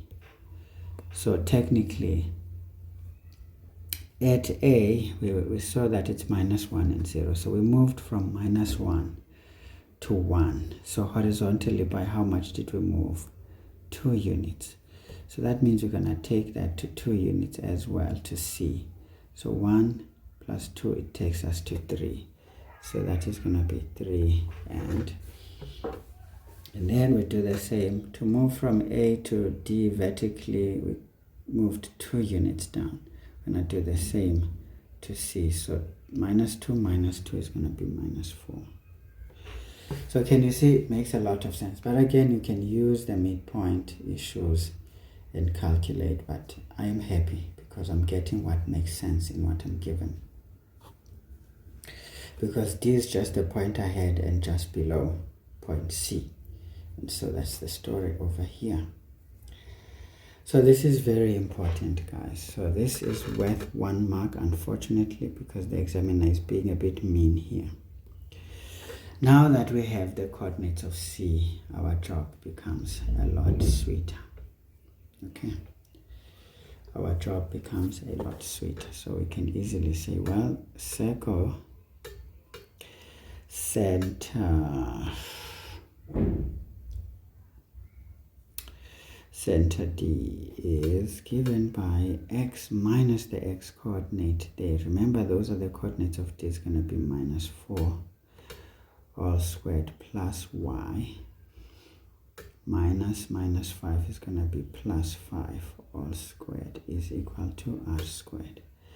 Now C is this point at the circumference.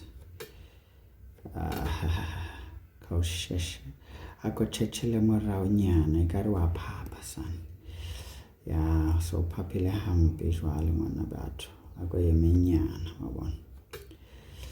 Re tlo tshwarisha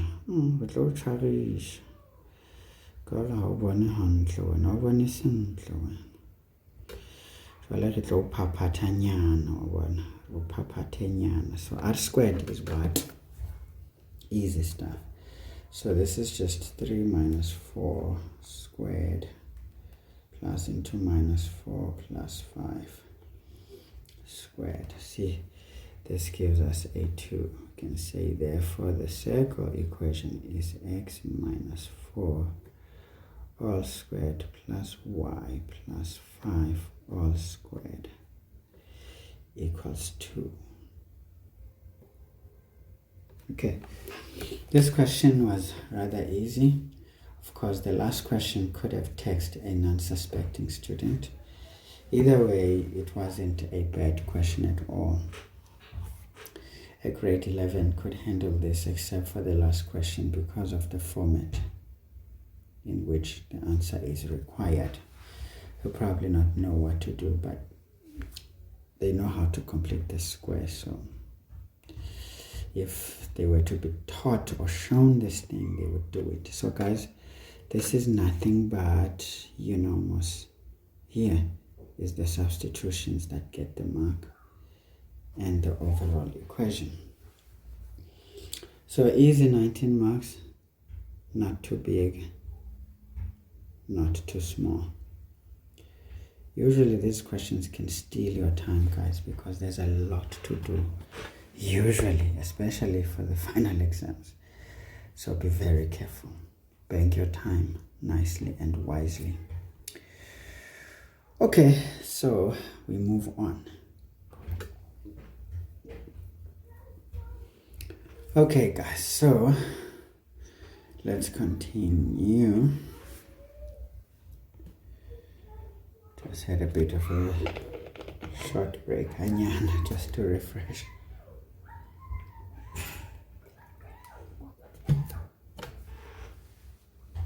Right, trigonometry is a max. This is algebra in paper 2, isn't it? If that is not on point, you are dead. And I'm gladly bearing those who are not serious. So we are told that the tangent of theta is minus 5 over 4. For this interval, less than 270, greater than 90, 10 is positive in the second quadrant. Because the interval given is second and third quadrant, but it's only negative in the second quadrant.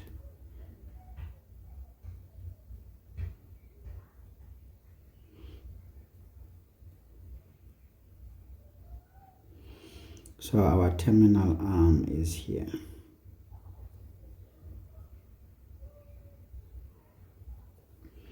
Okay. So we know also that the tangent is defined as the opposite over adjacent. This is our angle theta. All right, so this, guys, doesn't need a second invitation. And we can see that r squared is going to be x squared plus y squared. This is minus 4 squared. Abantwana nzobabulala ke apha sebeqalela ukufunda again. Because I don't know about why we kapele ibhola e-18. So this is going to be 16 plus 25. Therefore, r is, now remember, r is always a positive distance, okay? So, right, it's just going to be the square root of 41.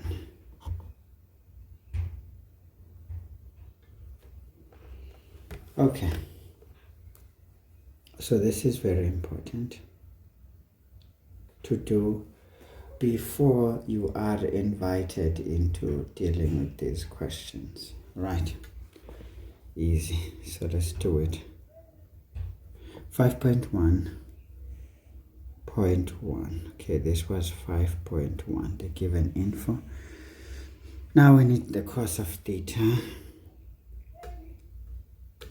Remember, cos is adjacent over hypotenuse, so this is minus 4 over the square root of 41. Can you see?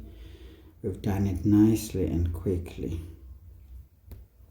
So this is 2 marks. So this is 1 mark, and the other mark comes from the other stuff. So 5.1.2, we need 2 sine squared theta. Now 2 sine squared theta is easy because we can do it directly. So we can say 2 sine squared theta is basically equal to 2 into sine theta is 5 over root 41. Okay, maybe I'm doing something stupid now. So this is 5 opposite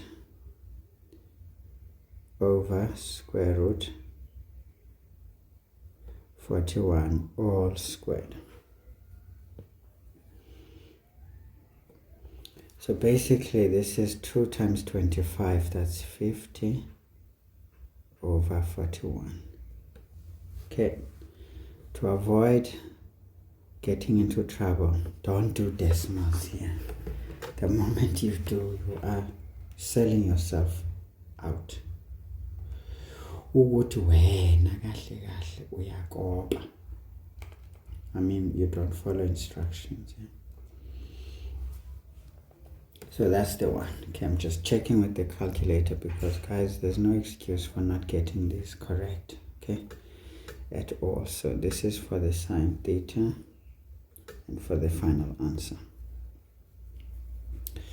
So 5.1.3 says we need the cos of 90 degrees minus 2 times theta.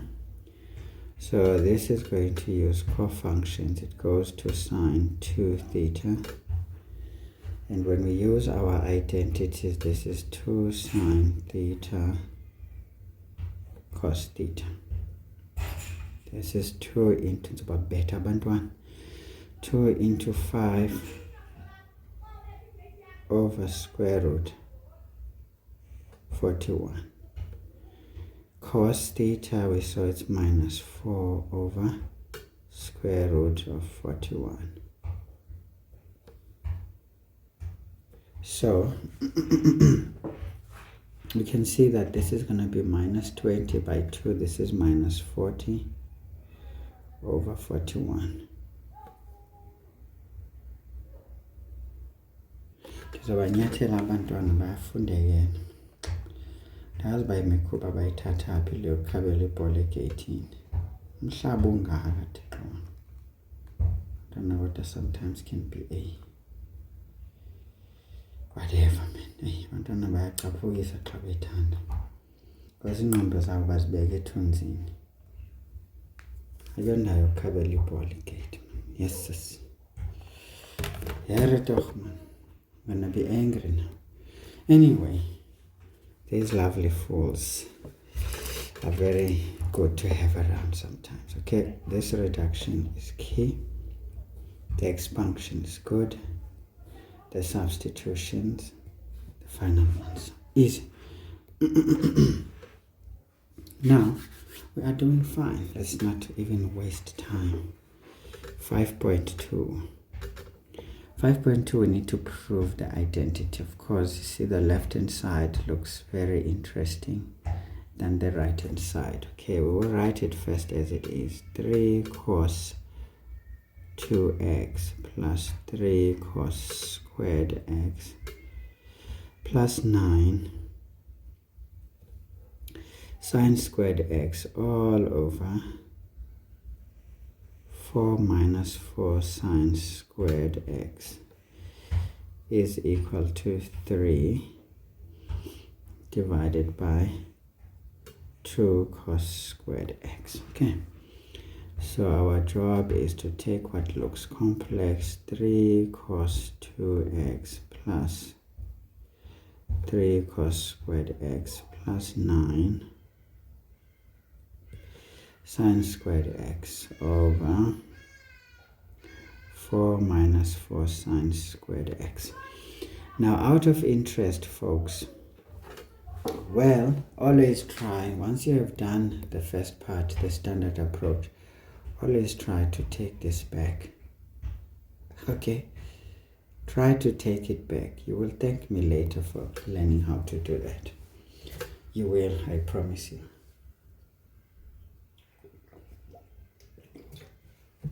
You will survive calculus a lot easier at university.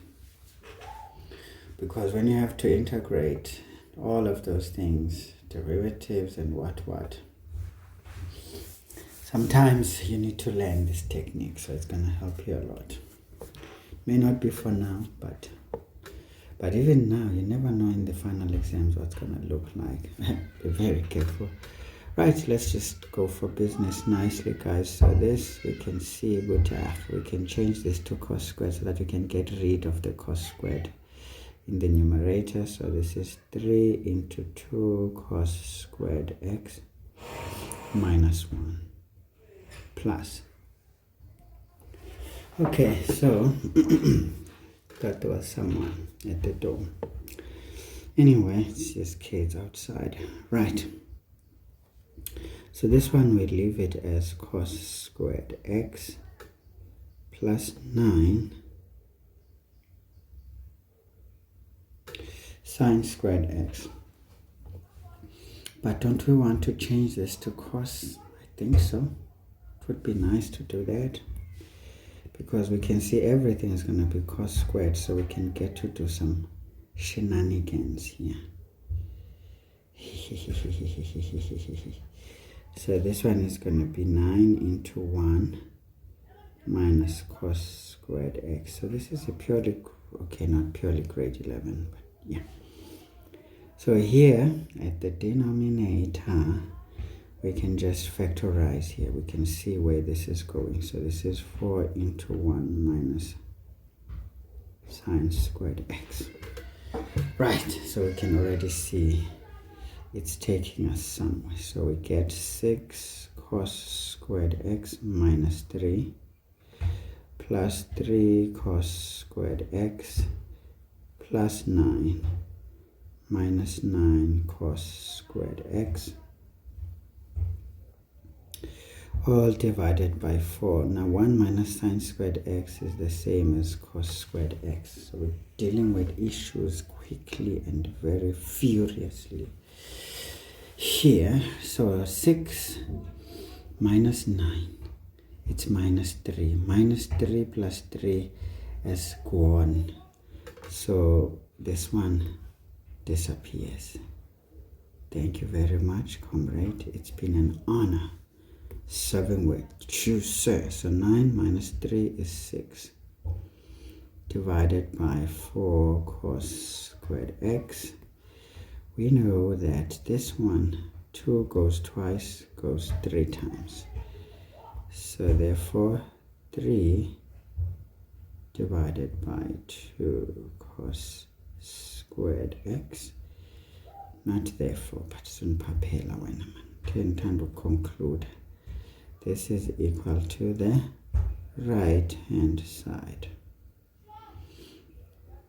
Once we make that conclusion, the identity has been proven. Okay, so this is a mark when you do identities. This is a mark. Identities, when we factorize, it's a mark. So nice 3 marks without moving that far. Okay, second thing is handling all the like terms and getting to that stage. Okay, that would be the 4th mark, because the final answer is literally how we get to it. Nice and easy. Next, we need to simplify without using a calculator. Okay, so this is 5.3. So again, reduction formulae here.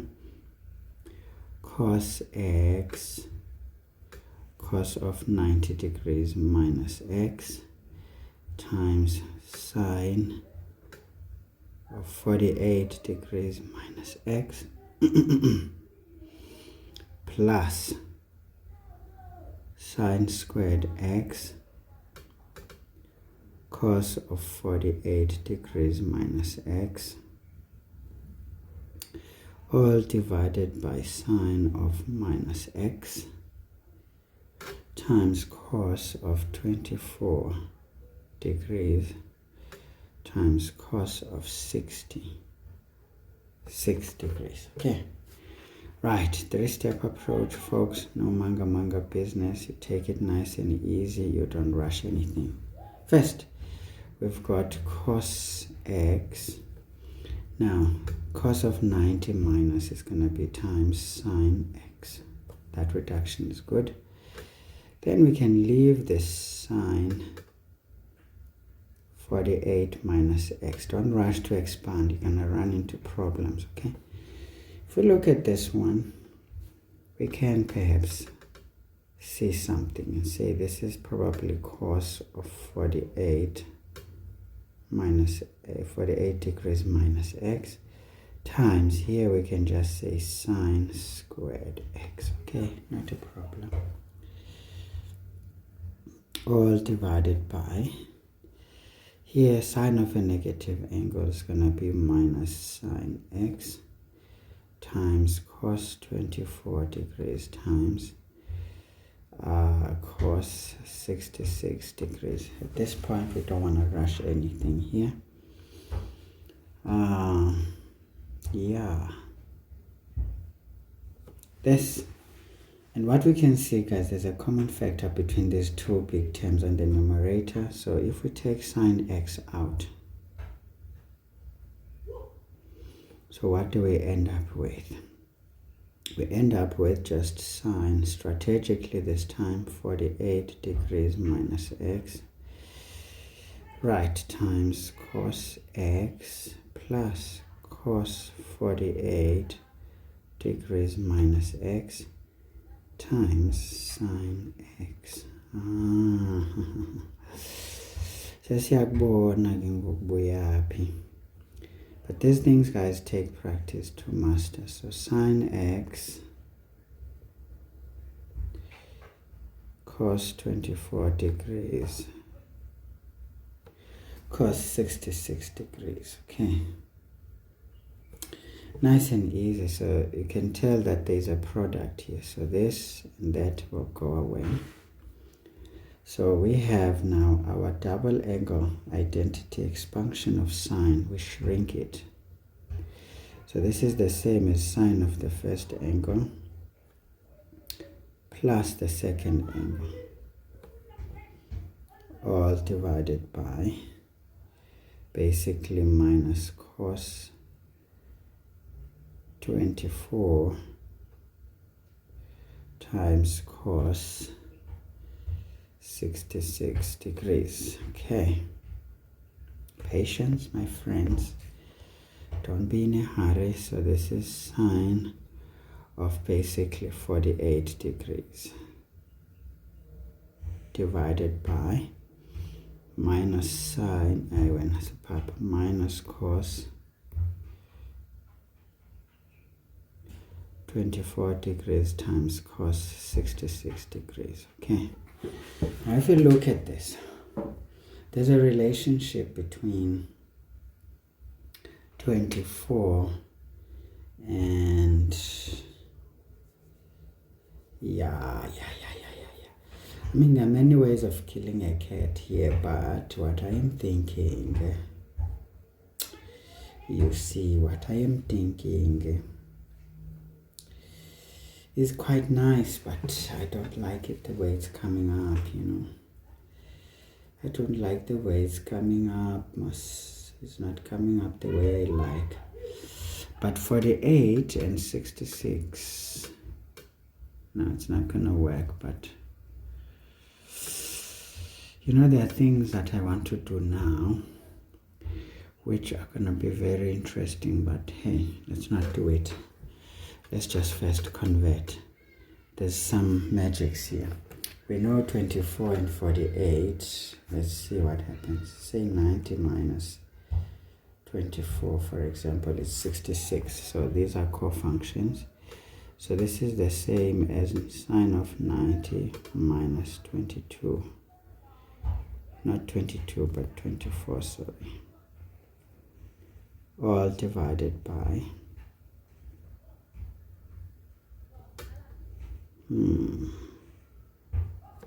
okay. Something makes me unhappy.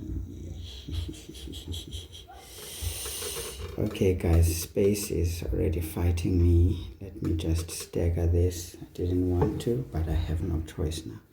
This simplifies to just cos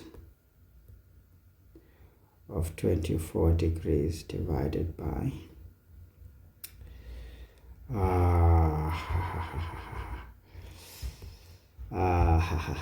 divided by minus cos 24 degrees times cos 66. Those friends do it. Now we have ourselves 1 minus 1 over cos 66 degrees. Okay.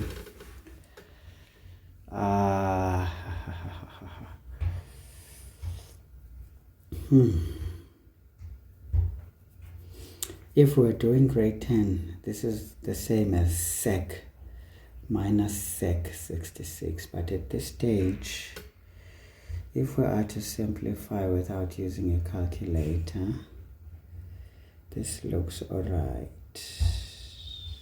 It looks okay. Yeah, because 66, is there anything we can do with 66? No. There is nothing we can do, so this survives. This is it. Okay? Go on.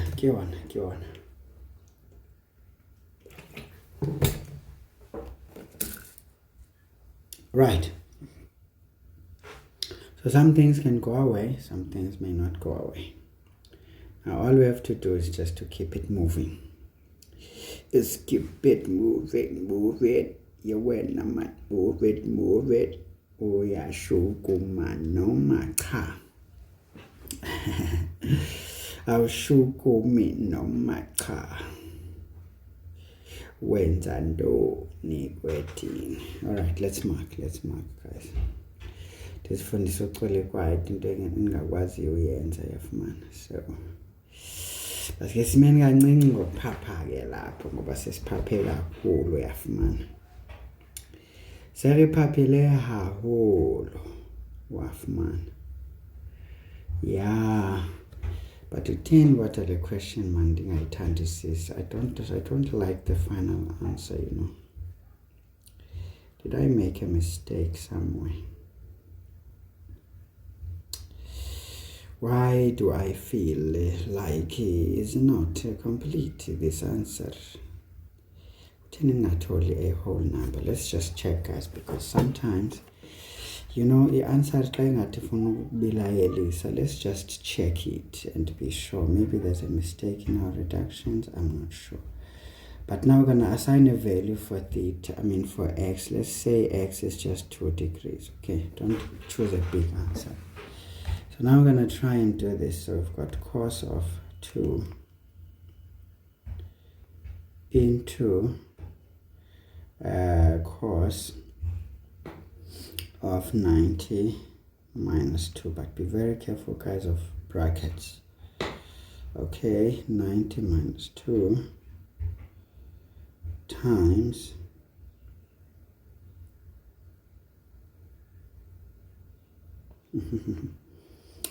okay, sine of 48 minus 2. Be very careful of brackets, guys. They can hurt. Right, and then plus sine Okay, let's do this first. Plus in brackets into sine of 2, but now this one is to be squared, then into cos of 48 minus 2. Okay guys, very careful what happens here. So this is sine of minus 2. I just want to check if my answer is right, because with this calculation, when something looks like this fishy, just check. Sometimes just make it a habit. So sine of minus 2 times the cos of 24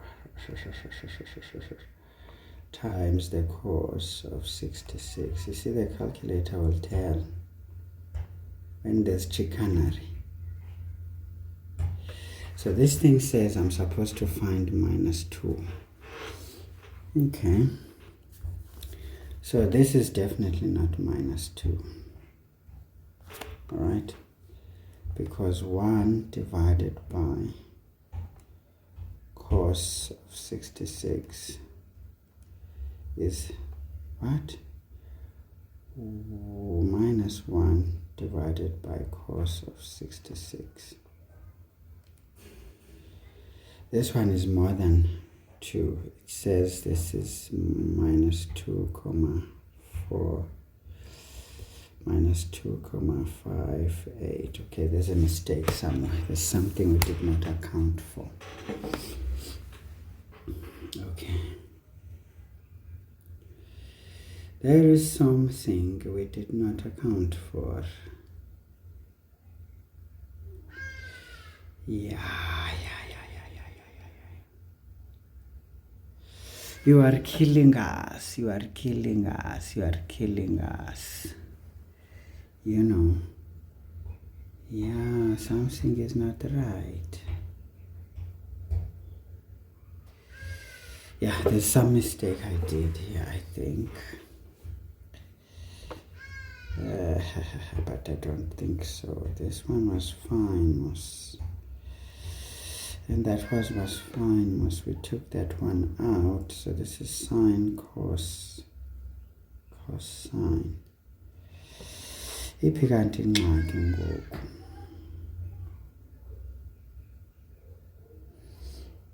Why?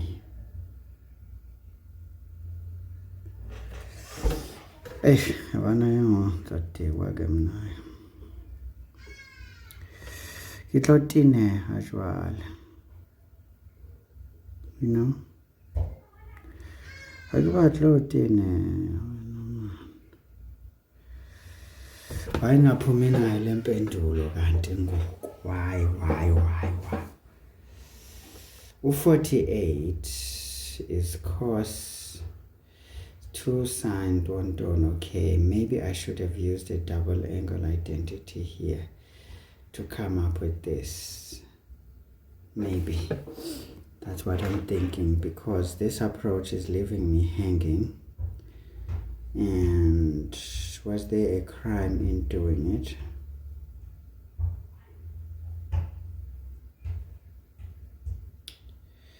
Yeah, man, this was totally wrong. 90 minus 24 can't be 48. Damn it, this is where my problems came. Okay.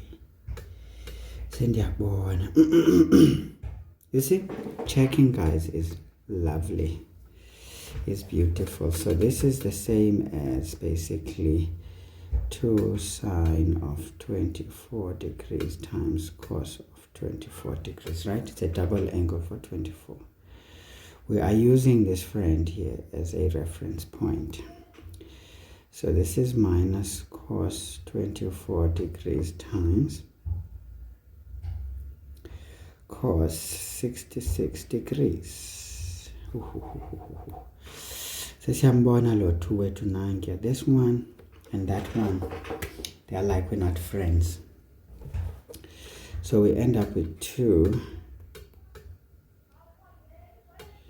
into sine. Now 24 is 90 degrees minus 66 degrees actually. Okay. Divided by minus cos 66 degrees. Okay, we can take this. This is 2 into cos cofunctions 66 degrees divided by minus cos 66 degrees. Now we finally can do it. Okay, so that's minus 2. Eventual. Of course, guys, with these complex calculations, it's easy to make a very silly mistake, as you can see I have. But at the same time, don't panic. Even if you've made one, you get to an answer, just check if the answer matches the top when you play a trick like I have been showing you in this channel. So there's no way you should be losing these marks, guys, because whatever reduction you make, check if it is correct. If it doesn't come up correct, then it tells you there's a mistake. Go and fix it before you lose those marks. Right, this reduction, perfect. So essentially when we factorize the numerator, perfecto, and of course that reduction, perfecto. So interesting stuff. And then of course this contraction, when we contract our identity, nice, 4th mark. When we make double angle identities here, 5th mark. When we use cofunctions here, 6th mark. When we finally get to it, 7 mark. As thank you, as very much, as beautiful, as lovely is done. Given okay, we are given this thing, cos of 60 degrees minus x plus cos of 60 plus x, this thing all squared. So it says we need to simplify into a single trigonometric ratio. So 5.4.1. Okay, so we've got here cos of 60 degrees minus x plus cos of 60 degrees plus x. Okay, this is the same as, in fact, this is all squared. Okay, now we do it this thing nicely. Cos of the first angle times cos of the second angle, the sign changes. Sine of first angle times sine of second angle, plus we get to this one. Becomes cos of the first angle, cos of second angle, the sign changes. It's going to be sine of the first angle, sine of the second angle, all squared. Okay. One thing about these expansions, they cause problems. Okay.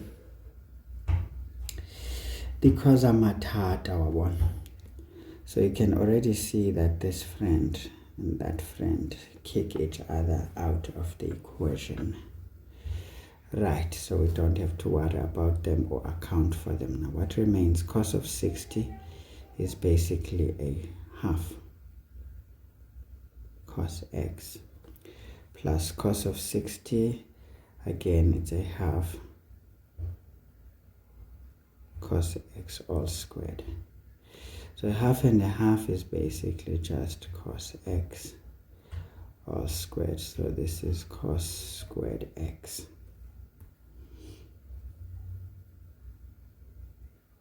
Okay. Right. So again, you can check this out by just putting any value to make sure that the answer is correct. Because you know what, guys? Mistakes occur here. So you can say cos of basically 60 minus, we say the angle is 2 degrees. Just choose a very easy and convenient value. Then we say plus cos of 60 plus 2. Then we square that thing. What do we get? We get a 0.99878 to 4 decimal places. Let's put any value there. So cos of 2 all squared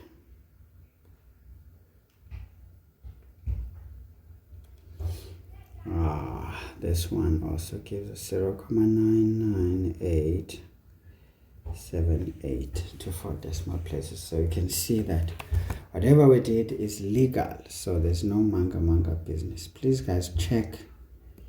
With trigonometry, it's like algebra. There's always a way of checking if the answer is correct. It is algebra after all, is it not? So of course, folks, this expansion, that expansion, and the final answer. That's it. That's it. But I think I'm giving too many marks. No man. I do believe using special angles here is a mark. The expansions for both, yes. The final answer, probably. That's how this one should go. Okay, 5.4.2. Now here, what are we supposed to do? We now have to, hence or otherwise, determine the general solution of that situation. Okay. We write it as it is given first. Cos of 60 degrees minus x plus cos, like that, is equal to 3/4. This implies that we have cos squared x is equal to 3/4, right? Yes. And then of course, guys, we do the gymnastics. In fact, let's do gymnastics in the next step to avoid trouble. Sometimes it helps to do it in the next step. Right, so this implies that cos x is going to be plus or minus √3 over the square root of 4 is 2. Okay, so that's the one, guys. So technically we're looking for the general solution. We know that this implies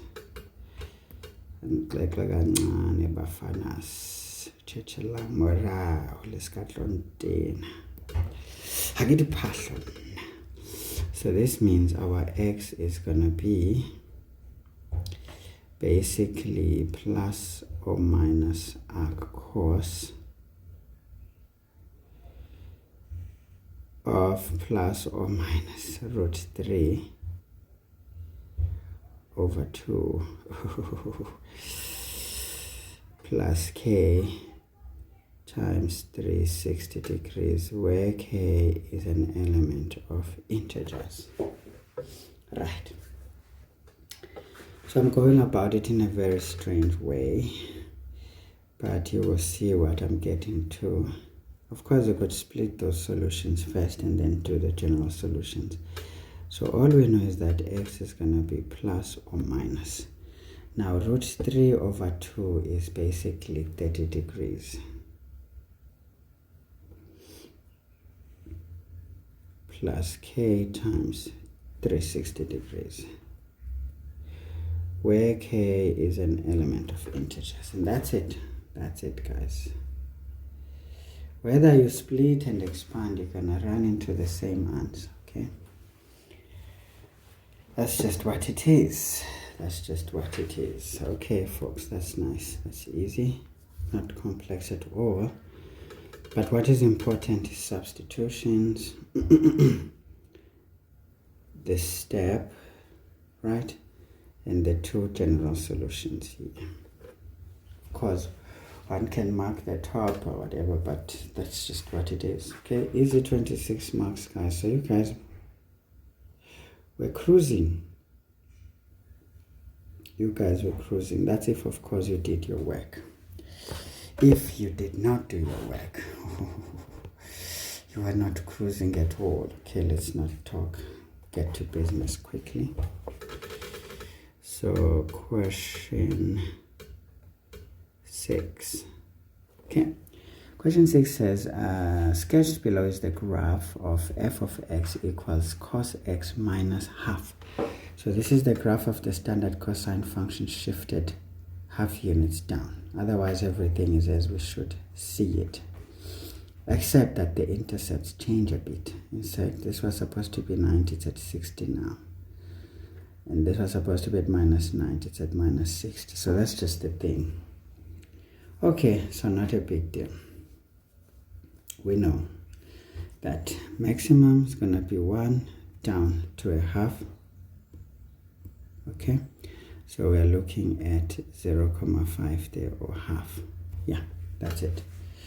That's not complicated. Okay, for that interval, and then we're told to determine the range of f when we add 1. Okay, 6.1, we know that the range is going to be equal to a set of y values such that now initially f has a minimum at minus 1.5. Ne?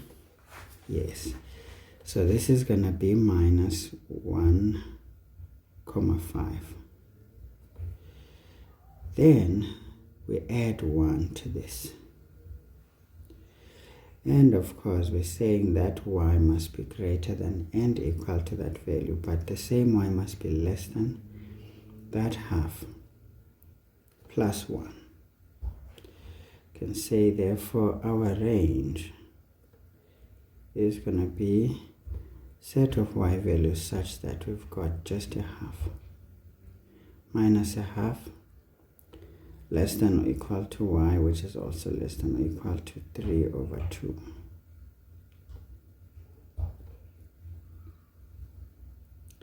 Easy stuff. Right. So, learn how to do stuff, guys. There's no manga business, so that's the story.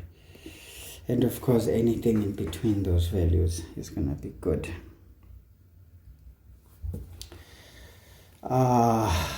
Yeah.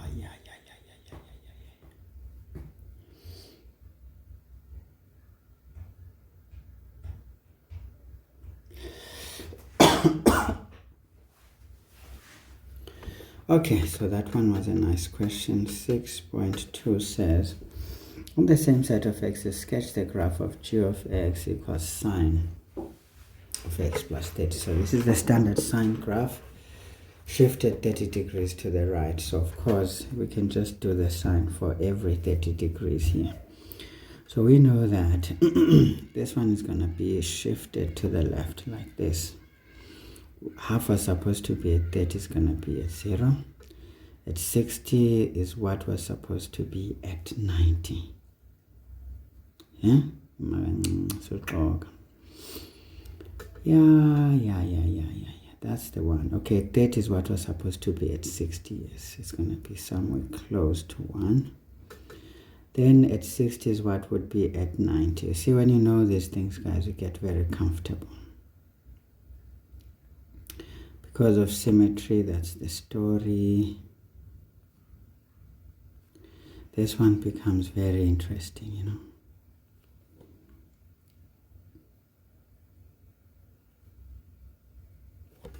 So you don't struggle once you know what needs to be done here, right?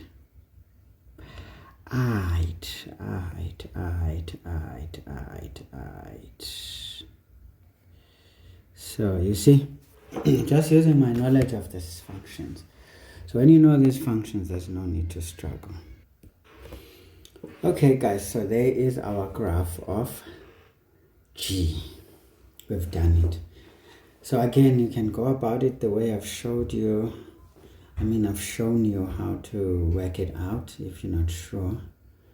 But sometimes when you see that there is going to be a catch, you just make sure everything is easy. Okay. Again, this thing is very familiar. If some of you guys pay attention, you know, I think in the channel I did a question paper from Limpopo 2023. Yeah. It's there in my channel, and you will see this graph is just a portion of that graph. So again, taking things for granted, you do it at your peril. Right. Yes. So we get our 3 marks there, guys. No questions about it. It's the shape, turning points, intercepts. Right. So 6.3. Write down the values of x where g has a minimum value. Okay. In this graph, there is two values. It's at minus 120. So we can say x is equal to minus 120 degrees.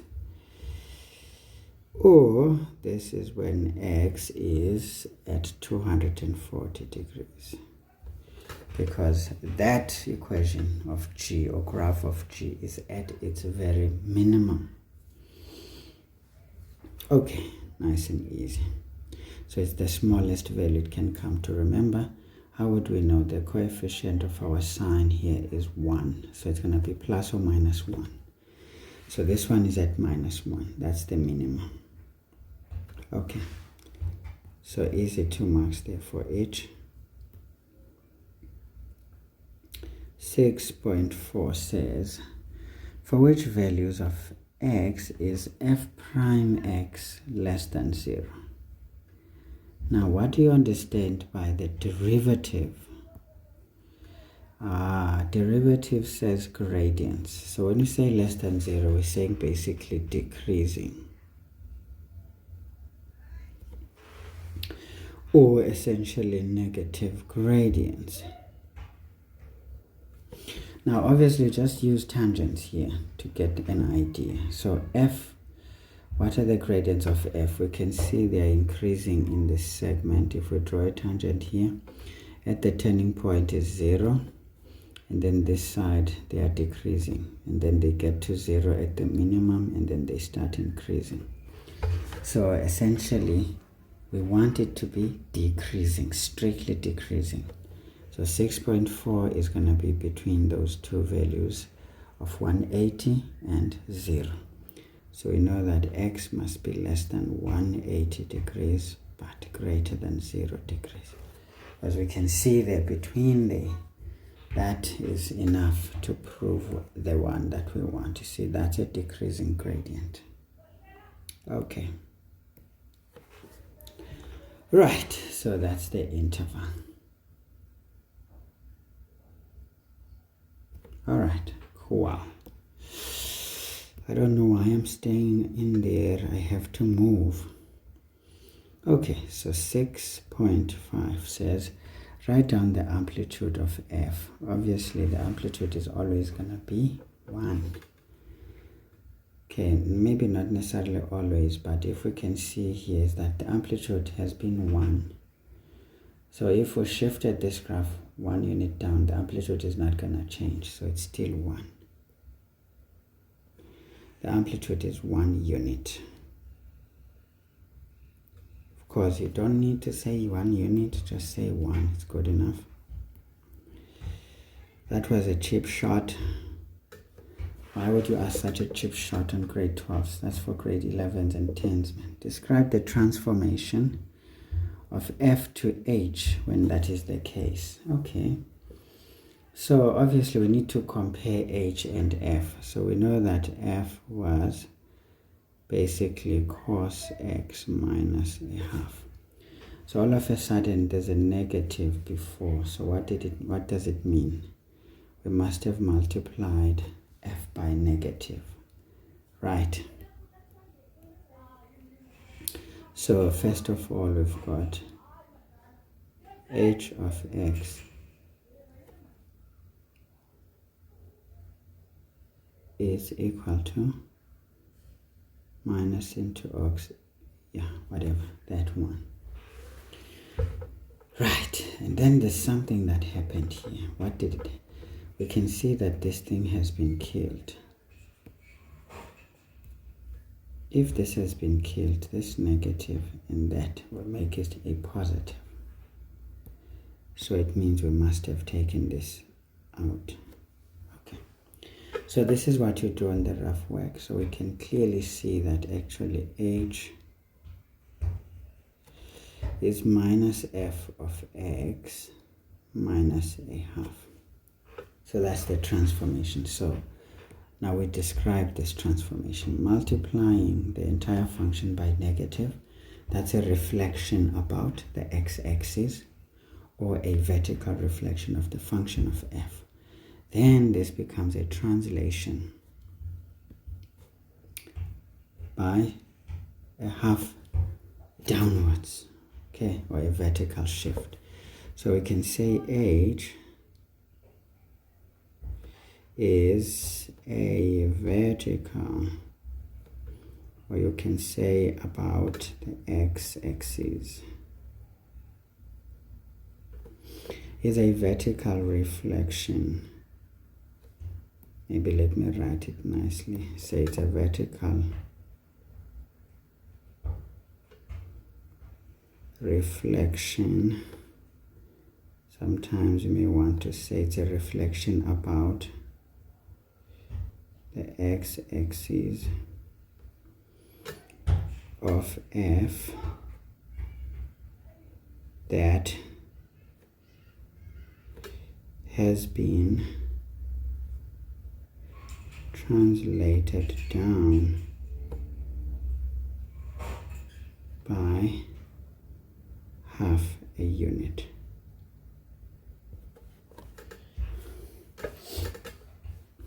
Okay.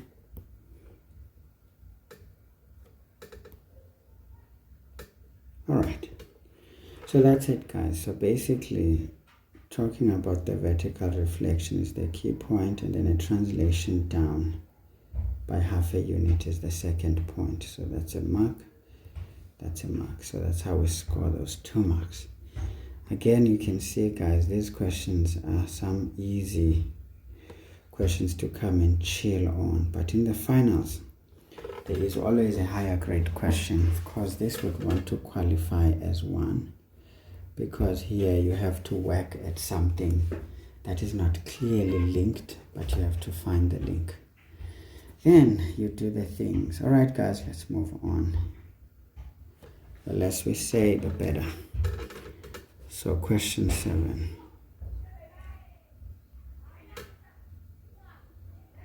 Question 7 says, in the diagram below, PS is a vertical tower. We can see it's indicated.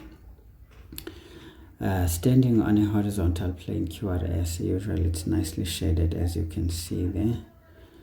QR is equal to Y, indicated. Q1 is alpha. Q2 is theta, indicated. QRS is beta, also shown. Right. So we kick it screaming and whatever. Write down the size of SRQ in terms of alpha and beta. SRQ, this angle. So that is sum of 3 angles of a triangle. So we know that SRQ is going to be 180 degrees minus the sum of alpha and beta. All right, so the question said write down, didn't say justify, so we just go for it. 7.2 says show that PS is this business right here. So this is the guy, okay? So obviously, guys, if you see that there is this alpha plus beta, it means we're moving from this angle to this common side. This common side lends us into that triangle because there's also theta here. Okay. So it's just the way I showed, guys, during the practice of how to work with this. So I'm not gonna make it any longer. So obviously we know this side, it's there. We know the angle is this one. So in a way we're using sine rule. So we can easily say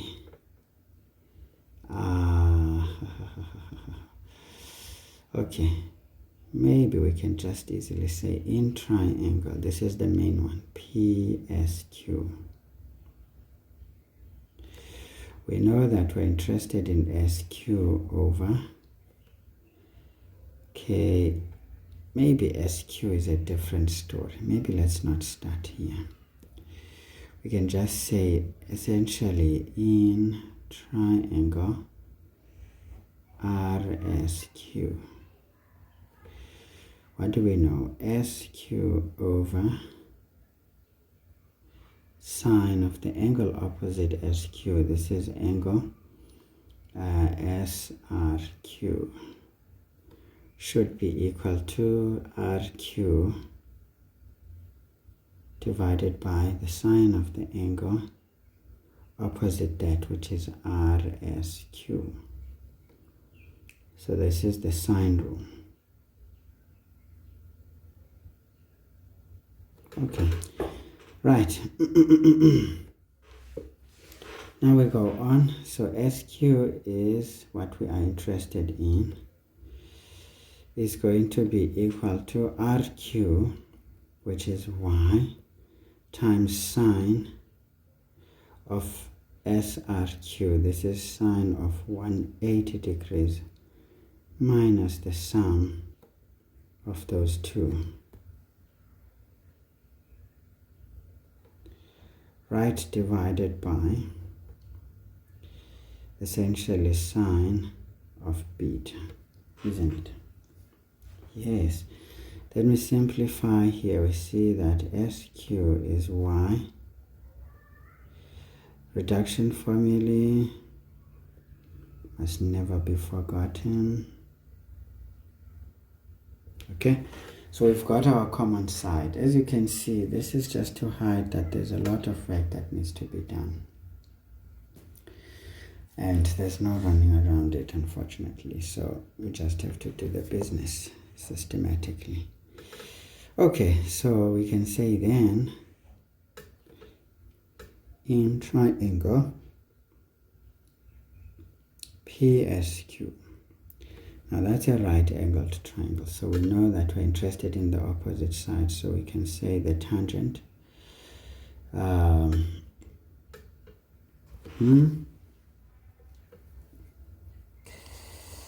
yes, because there's a tan theta there, so tangent of theta is going to be the opposite PS over adjacent, which is SQ. So this implies that PS is going to be SQ times tan theta.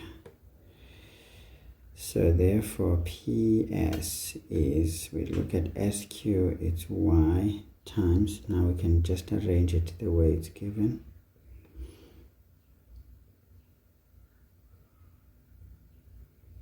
Okay.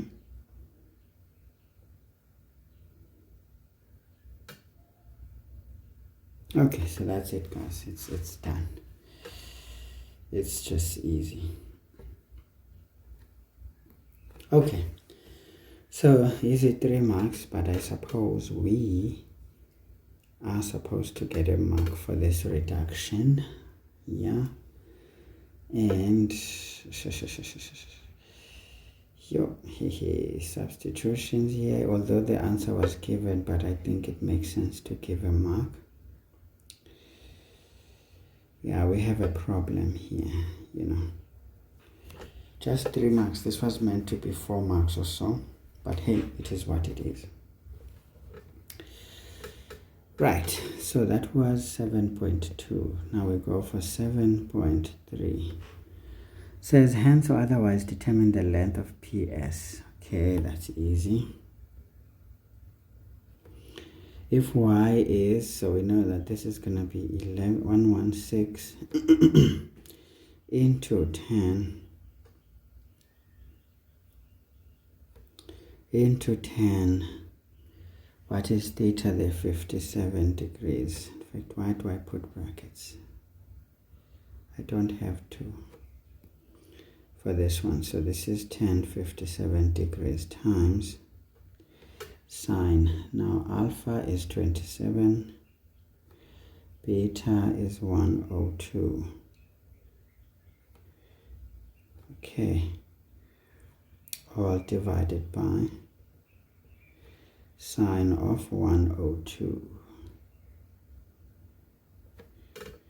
No need for brackets. All right, so therefore PS. So 116 into 10 of 57 into sine of 27 plus 102. Okay, all divided by sine. Sine 102. I knew I forgot one extra bracket. Damn.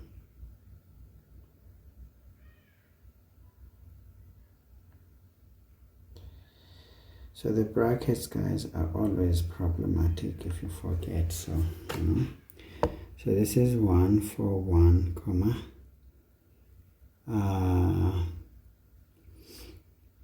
92 meters. Right. Don't forget the SI unit of measurement there. Okay.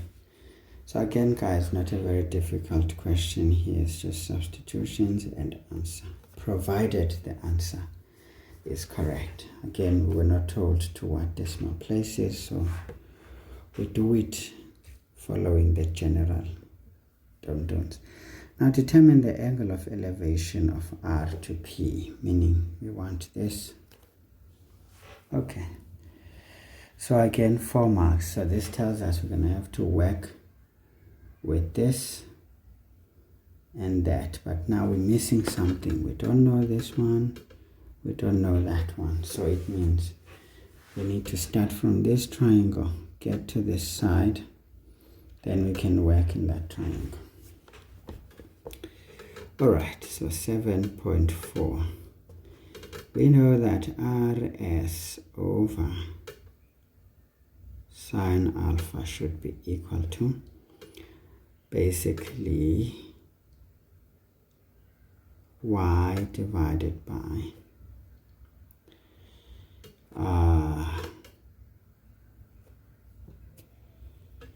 y divided by what? You.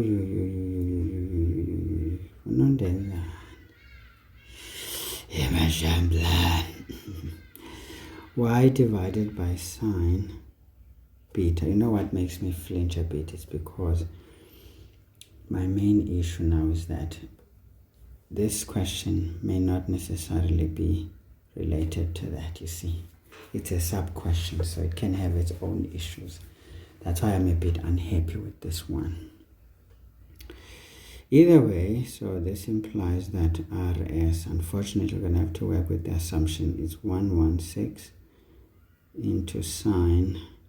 For alpha, we're going to use 27. We have nothing else to use. Divided by, but hold on, guys. Is it safe to do what we are doing? Hey.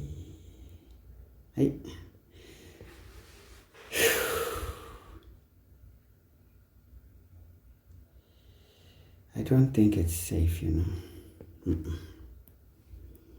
Let's not say things that we were not told. RS is basically y sine alpha over sine beta. Okay, let's leave it at that for now. We can say then we know that in this triangle we are looking for the angle. So we know that, we know this now. So we know that, okay, that spells out 10 of that angle PRS. It's going to be opposite, which is that guy there. Y 10 theta times sine of alpha plus beta divided by sine beta. Then we are dividing this by y sine alpha over sine beta. It looks like I'm doing myself an injustice. There's no running away from those values, because as much as the sine betas, in fact the sine betas are not going to go away even if we try. The sine betas are going to just square up. No, they're not. No, they're not. But still, that sine beta over here is going to still survive this thing. Let's just go for it anyway. We don't have a choice. Tan PRS. Here it doesn't look like, guys, we're going to win, but let's try to clean up a bit. Tan theta sine of alpha plus beta, all divided by sine beta times sine beta over y sine alpha. So this and that goes, that and that goes.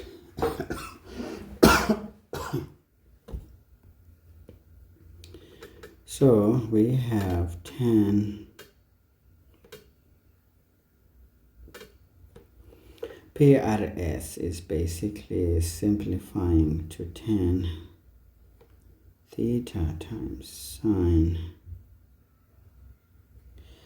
alpha plus beta all over sine alpha. So can you see? We're not going to get rid of anything, especially the tan theta is not going away.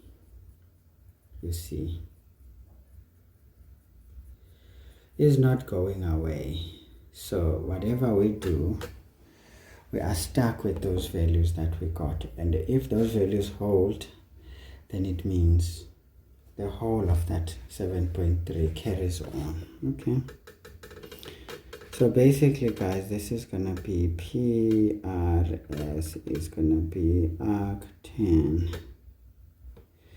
So 10 theta is 57 times sine alpha. This is 27 plus 102 degrees.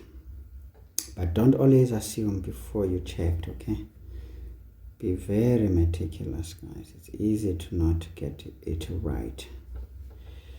So therefore our PRS, as you can see, this question could easily cause trouble. Arc10 of this one, we've got 10 of 57,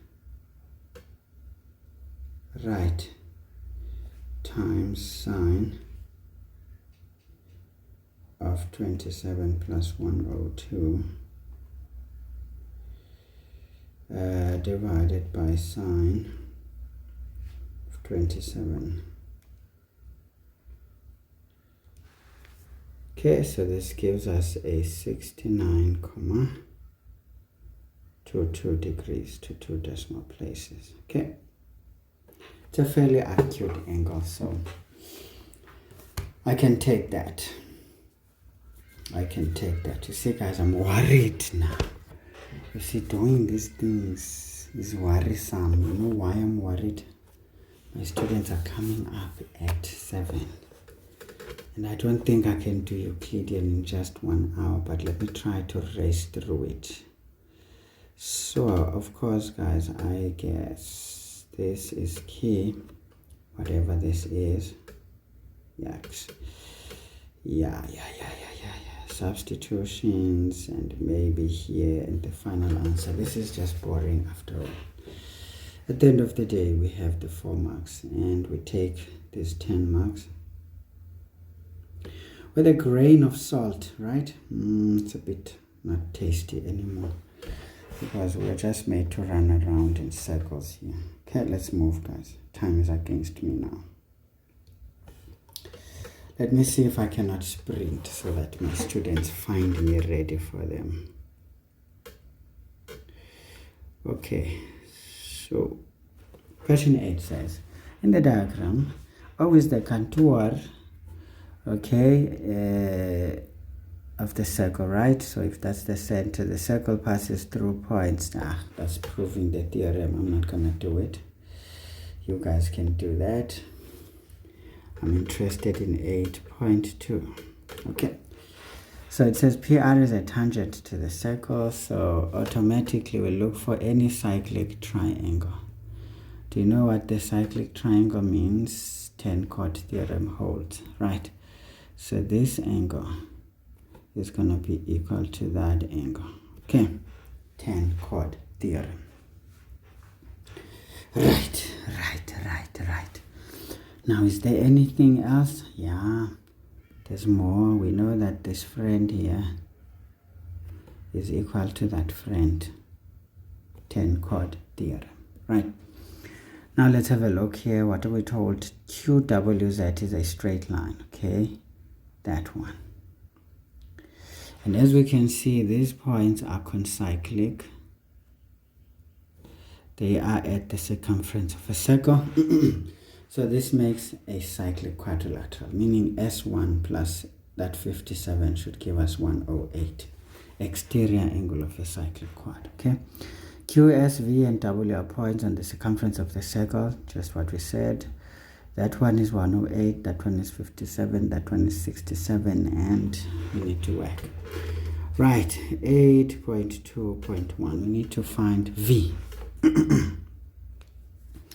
Nice, V is opposite Q2. So we know that angle V plus angle Q2, we should get 180 degrees. These are the opposite angles of a cyclic quad. We can see those points form a cyclic quad. So angle V plus Q2 is 67 degrees equals 180. Therefore, our angle V is 180 minus 67.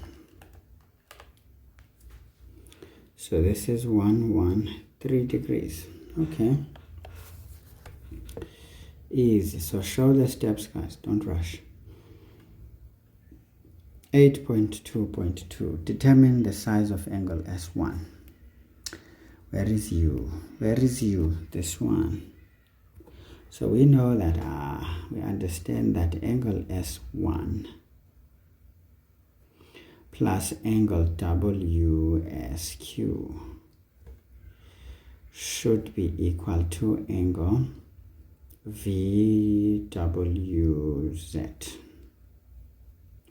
That's the exterior angle of a cyclic quad. Okay?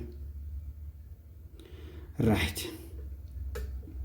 So this implies that S1 plus, this is 57 degrees, is equal to 108 degrees. Therefore, angle S1 is 108 minus 57 gives us 51 degrees. That's fairly acute, but it's good.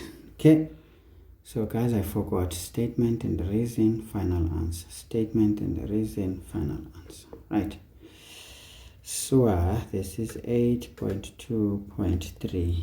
We now need to find WQR.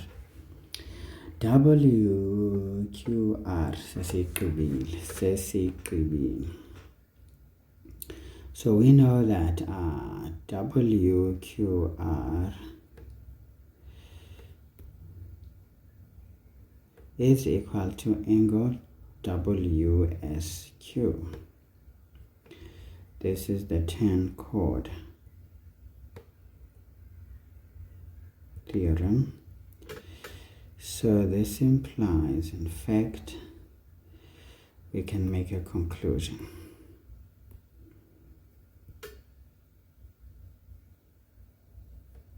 That is 57 degrees. Done. Again, statement, reason, and answer. Okay. Please, guys, be systematic. Don't be in a hurry to finish. Okay. I know you guys. Make sure that you are fast when you can handle the speed. You see, I'm very fast on the road. When I take a curve on my bike, you would think I'm gonna fall. Right. It's only because I have learned how to control that thing at a very strong, or should I say at a very small lean angle, and at a very wide angle as well. I can handle it on a straight, I can handle it on a road that is a bit slippery. So you can't say you're gonna speed and the next thing you don't know how to handle the car on a sliding road, what you call a slippery road. So before you can speed anyway, you need to be someone who has learned how to manage slippery roads, okay? Also, you need to be able to manage roads with a lot of grip that hold you back. And steeps, you know, and dips, level roads, you see. When it's level, you know, you can kill it. When it gets to curves, you need to be reasonable because you need to pace it with the way you can control it. Right, of course, you need to also know the machine that you're driving, which is your brain. You need to know how strong it is before you start pushing it and then it starts blowing up on you. The one thing you don't want is to not to reach the end. Okay, guys, enough of the talking. Let's get to this nice question over here. Question 9. All right, so it says in the diagram A, B, and E are points on the circumference. Right, we get a cyclic triangle, right? So if we were to know that there's a tangent here, the 10-chord theorem will hold, right? Now AB is produced to meet EC at C, okay? There it is, it's a straight line. AE produced to meet CD at D, again, that's a straight line. EC is a tangent, yes, that's the language we were hoping for. So this one, wena utangential, kiyawubona nikubelayela handle. Okay, that's a tangent, so this means our 10-chord story is holding the water. Yeah, 10-chord theorem is there, my friends, for the taking. And we are told CD is equal to EC. Kagunjalo, this means this angle is equal to the sum of those angles. Those are angles opposite equal sides. All right. That's about it, guys. So at some point, there's not enough, there's not a lot. We just have to dance with the sharks at this point. Okay, 9.1 says, prove that this is a cyclic quad hit with a stone on the face. You're like, what?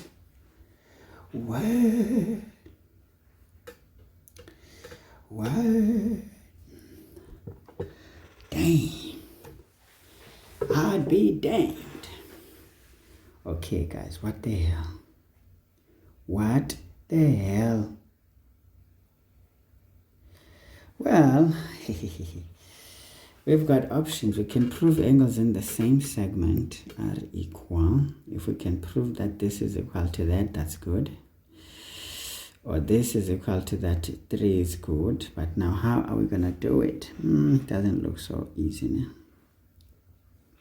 But again, we see there are straight lines. So if we can prove either B1 is equal to that, or we prove that E2 is equal to C1 and 2, that can also work. Maybe we can explore that.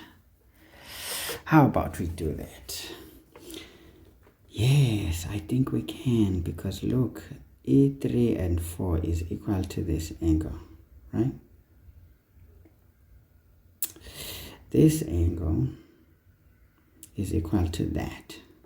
Sorry, this one 4 is equal to that. But there's this part, we can use that as a means to an end.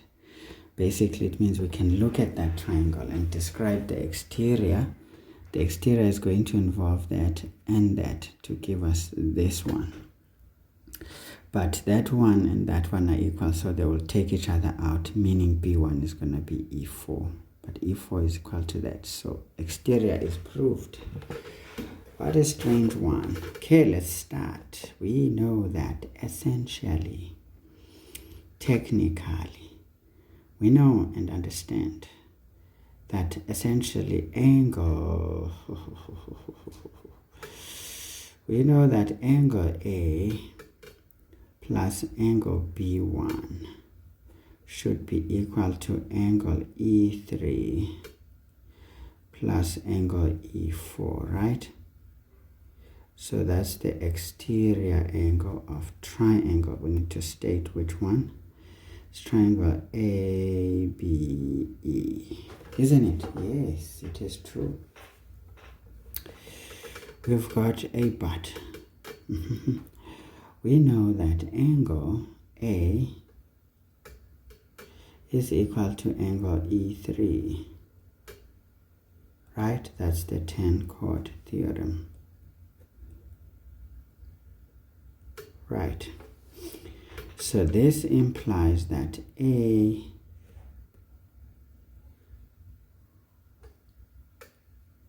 plus B1 equals E3 plus E4 essentially tells us that B1 is going to be equal to E4, because these will just simply cancel out when we transpose.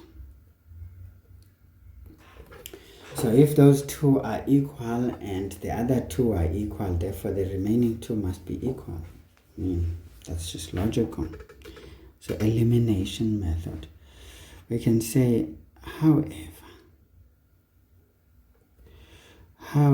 we know and understand that we know that basically angle D1 plus D2. But this is ugly. It makes it too complex. We can just say angle CDE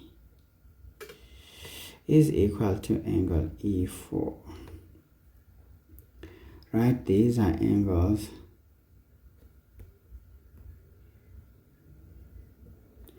opposite equal sides, given that ACE is equal to BD in triangle CED. So just be as comprehensive as possible. Don't just throw in reasons that are floating in the sky.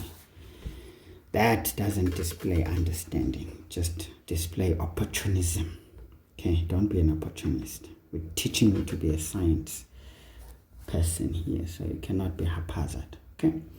Anyway, enough of the stories. So therefore, guys, we can now make a conclusion that B1 can be equal to CDE. You may even want to say more and say each is equal to E4. If that's the case, this one is this one. So that means B1 is equal to angle CDE. That proves an exterior angle of a cyclic quad. So therefore we can say icon siyavuma, makhosi siyavuma. Fumani siyavuma, makhosi siyavuma. BCDE is a cyclic quadrilateral. Right, the reason that this is the converse of exterior angle of cyclic quad, because we proved the exterior to be equal to the opposite interior. So conversely, we can say that is a cyclic quad. Friends, is it dangerous? Friends, is it dangerous? All right, okay, you're right. It's nice, it's beautiful. This one, we know that it's a mark bafwetso, and that one too. And that conclusion, you see that marks, those marks bafwetso, those marks are the ones. That is the one, see, 4. Okay? So essentially the final answer, The other conclusion was more of a logical thing, is right? Again, you can distribute these marks however you wish. At this stage, I'm not going to care because I'm chasing time. Okay. Now, we need to prove that these two are similar. Which ones are these ones? Okay. So we can see those are the two triangles that we need to handle. Once it's bumping your washing, it's betting, it's a tongue, it's a so in triangle CEB and triangle CAE. Right. What do we know about these two? They have C2 as a common angle. So we can just say C2 is common to both. No questions about it. Also, we know that, sibonile lakudala uba u-E3 kaloku uye wavela naye uba ulingana no-A. And ke ngoku leyana bese siyiprovile, proved above. Saze sayispanisa. So if we prove two angles to be equal, guys, it's done. So we know triangle CEB is indeed similar to triangle CAE. You can just list those two. Just the two pairs of angles being equal is enough. The third pair is automatically equal. So there's no joy in just saying this, guys. So maybe just doing the things, easy stuff after all. But we must just do the things. So this is 9.3. We want CD. Uvelephi wena son, ngowaphi kwedini? Ngityala bhuti pha. Oh, wena ulingana nalona mos. So ithi into singasebenzisa lo nomnye ufika kuwe, yabona? Ngoba sikwazi vele sitsibe siye kuwe nje siyokubamba isandla. Fune size ngabangane, yabona? Nezikhokho masixa sifuna iway. Sincamathela ngeway eziyaziyo bese ziyawela. Hayi ke ningandiva xa ndithetha izinto ndivala indlebe because nina niyazi le nto ndiyithetha.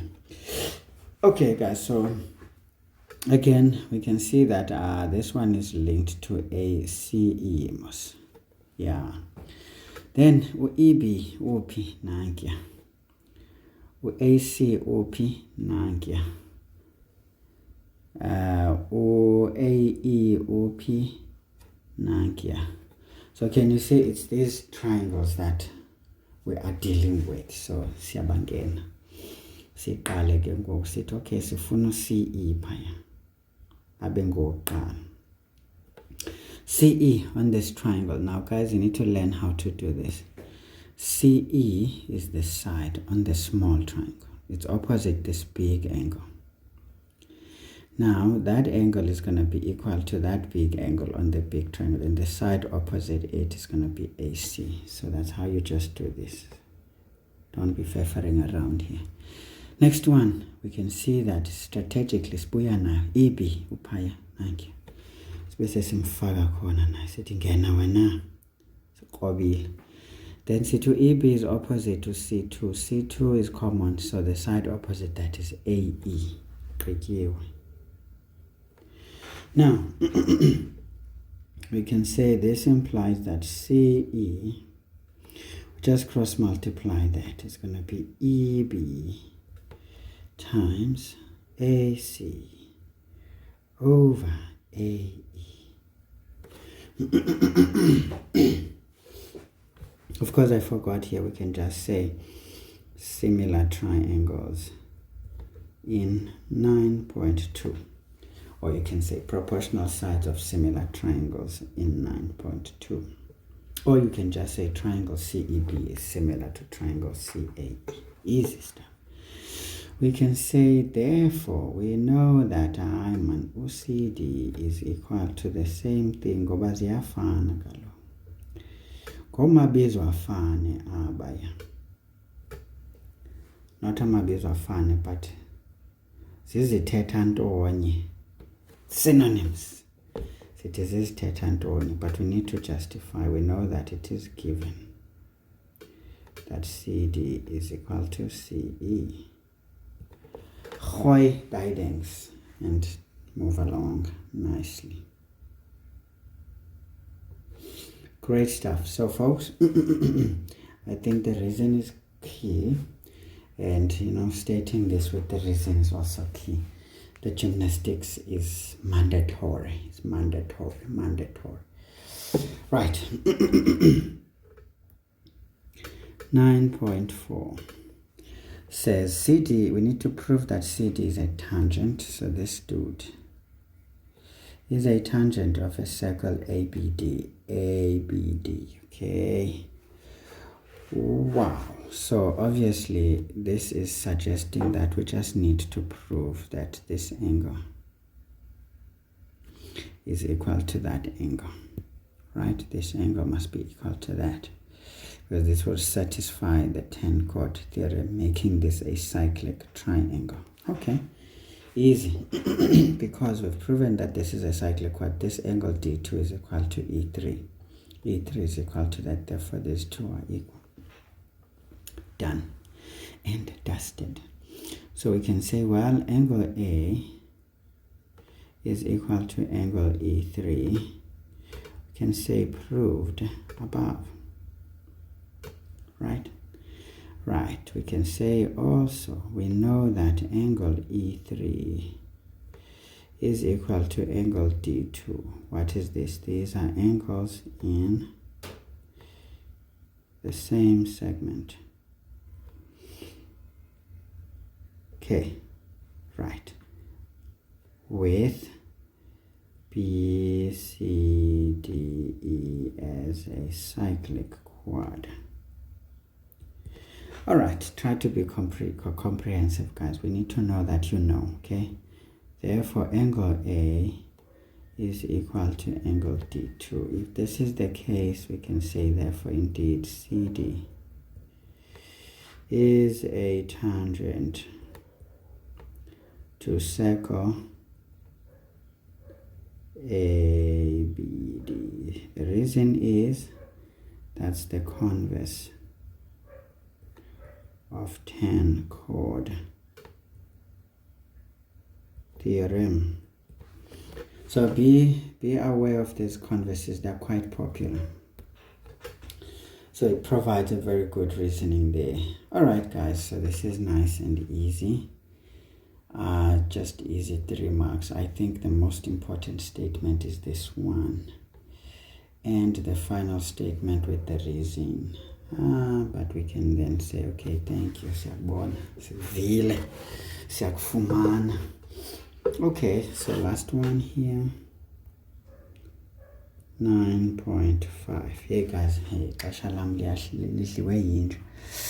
Now EB squared equals to AE squared, yada. So let's first see, is this a common side to two triangles perhaps? Where is EB? EB is here. It's not a common side to nothing. Because of the triangles we proved, what is the common side is CE instead. Okay, CE. So that is the common side, which can give us a square, you know? Yeah. I'm thinking, yikes, how do we get this square on AE? Okay, let's just deal with the common side of these two triangles that we proved, CE. So we know that CE over... So we can see that AC still comes up. CE is basically opposite that, and then it's going to be over AC. Excuse me, guys. Let me charge this thing before I use power, and the students are going to come in and maybe they take the power. I don't want to be caught pants down. It happened some other time, I think the day before yesterday. So we ended up terminating the class earlier than we wanted to. Okay guys, I still have some time, I can breathe. So CE, I just want this to square up nicely. This is going to be equal to, now I need CE to show up for the other triangle. So it's that angle. So I'm going to have to say BC, and luckily BC is here. Divided by, so BC we know it's opposite that is equal to that gives us CE on the other one. So again we can say similar triangles in in 9.2. Right, so when we cross multiply here, we know that CE squared is going to be equal to BC times AC over yeah, that's it. Tender pambana. Okay guys, but what did we say? CE is equal to CD. So instead of CE we put CD. We can say this implies that CD all squared is equal to BC times AC, right? We can just say we understand that CE is equal to CD. So sesiya substitute nje. Size nayo kahle CD ngibani? Nanki. So we saw that there's EB times AC over AE, and this is to be squared equals BC times AC. Okay, so this implies when we square this, remember exponential rules, it's going to be EB squared. AC squared. Okay, we don't know U. There is our AE. Equals BC times AC. Now we can see we just want to eliminate AC. So what we can do here, we can just divide by AC squared, and whatever we do to the one side, we must do to the other side. Of course, when you do this, that one takes that out. And the other thing is that this one takes the square. So therefore we have our EB squared divided by AE squared.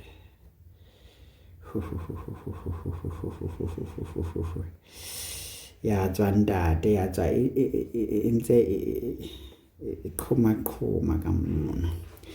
isiqhumela nkongo yabona ifike ngekayilindele sacimba nisezafuna ezinye gymnastics. You know guys, this one is the killer. Soap Lake City guys, there's no manga business. That is good, that is key, the substitution. And then exponential rules, my friends, exponential rules. So this one is a technical factor, so 4 marks. And eventually the gymnastic of division, that gives us 1, 2, 3, 4, 5. And then of course the final answer, this time around we get an answer because we kind of drove ourselves into it. It was not too obvious. Okay, right, so that one was the one. That one was the one that twists your neck to a breaking point if you're not careful. Again guys, if you ignore the things we teach you, you die, right? You must just die. Okay, let's try guys in the remaining few minutes. I think I'm still gonna manage. I think the time I have available is enough.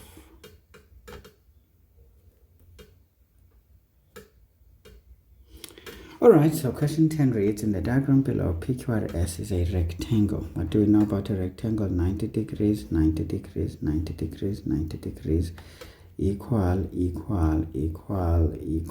parallel, parallel, parallel, parallel. Verstand J? Yes, must you do. Now, PR intersects XY at W. Right, intersection tells you vertically opposite angles are gonna be like friends must, and of course all the others. XY is perpendicular to PS. If that's the case, it means this one is parallel to this. What? Yeah, it is so, because we know that in a rectangle the corner angles are right angles or 90 degrees. And you can see guys that we are creating a triangle where we can use our PSH 8 MOS. This is already giving me the vibes of You know that situation where one side is drawn parallel to the other and a whole lot of things start to do things. A lot of thinking happens. All right. Now, before I talk too much, guys, we need to get to business. We're told PQ is 28, fine. And then PR is 42. Is it shown? PR, where is PR? Okay, this lovely length right here. This one is 42 units, okay. And then we're told QY. QY, I want to simple. 2 is to YR gives us 4/3. So this is 4A. That should be 3A. Always choose some multiple. Now we can clearly see that indeed we're going to have to use this nicely outlined triangle for similarity business. Now we're told to prove this one is the case. Well, we can do it. So 10.1, we know that basically x1 is equal to 90 degrees. This is given. We also know that angle QPS is also 90 degrees. Why? This is because of angles in a rectangle.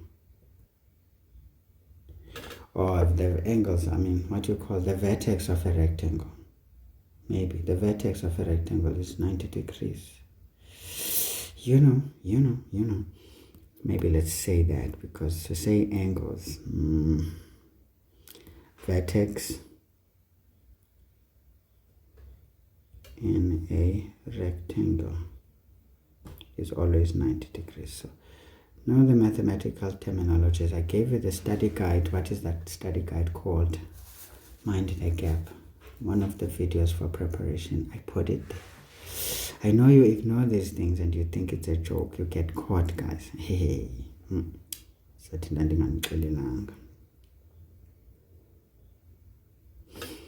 I told you these things. So we can say this implies that basically angle x1. Don't rush, guys. Be systematic. It's going to be 90 degrees plus 90 degrees, okay? So therefore, x1 plus QPS. Once the co-interior angles are supplementary, only then we can say the lines are parallel. Okay, so we know now that we can say definitely XY is definitely parallel to PQ. We can just say co-interior angles are supplementary. You see, you may take it lightly because you're seeing 2 marks and think you're just gonna start lying to us. No, you're not gonna lie, okay? You're not gonna lie. That is the one, right? And that's the one. But we need to say it all, okay? If you don't show it all, then you are guessing, you're thumb sucking, you're not gonna mark it. You lose 1 mark, okay? Because sometimes if the reason is valid but it's disjointed, you lose a mark, because we don't want things that we cannot connect nicely to see that it is you talking, not somebody else. Okay, determine with reasons the length of WR. You see, now we're gonna get into that one. We're gonna get into that one, so we can say in triangle PQR, we understand that indeed WR divided by the entire side, say PR, should be equal to YR divided by the entire side QR, right? Now this is the prop theorem.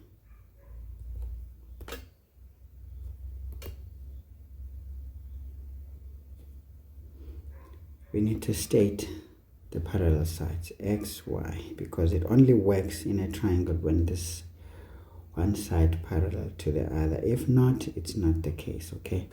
So don't take things for granted. This is a serious condition. The prop theorem doesn't make sense without that statement right there. Never take it for granted. Okay, let's keep going. We are interested in WR. PR, we were told, is 42. Now YR is 3A. Over QR is basically 7A. So the nice thing is that these dudes are going to do it and then cross multiply. WR is 3 over 7 times 42, which is equal to 7 goes to 42 6 times. Now 6 by 3, that's 18 units. Ngiyakubona ngibhekile la khana yabona usutele kudlala la. Satele kudlala la thina stop chai. Kampa siyakhapha thina siyake khethu. Athi sikubona ukuthi nanenako yokudlala wena. Nanenako yokudlala wena. Sinanako yokudlala la kasifuna let marks thina. That one, that one, that one, that one.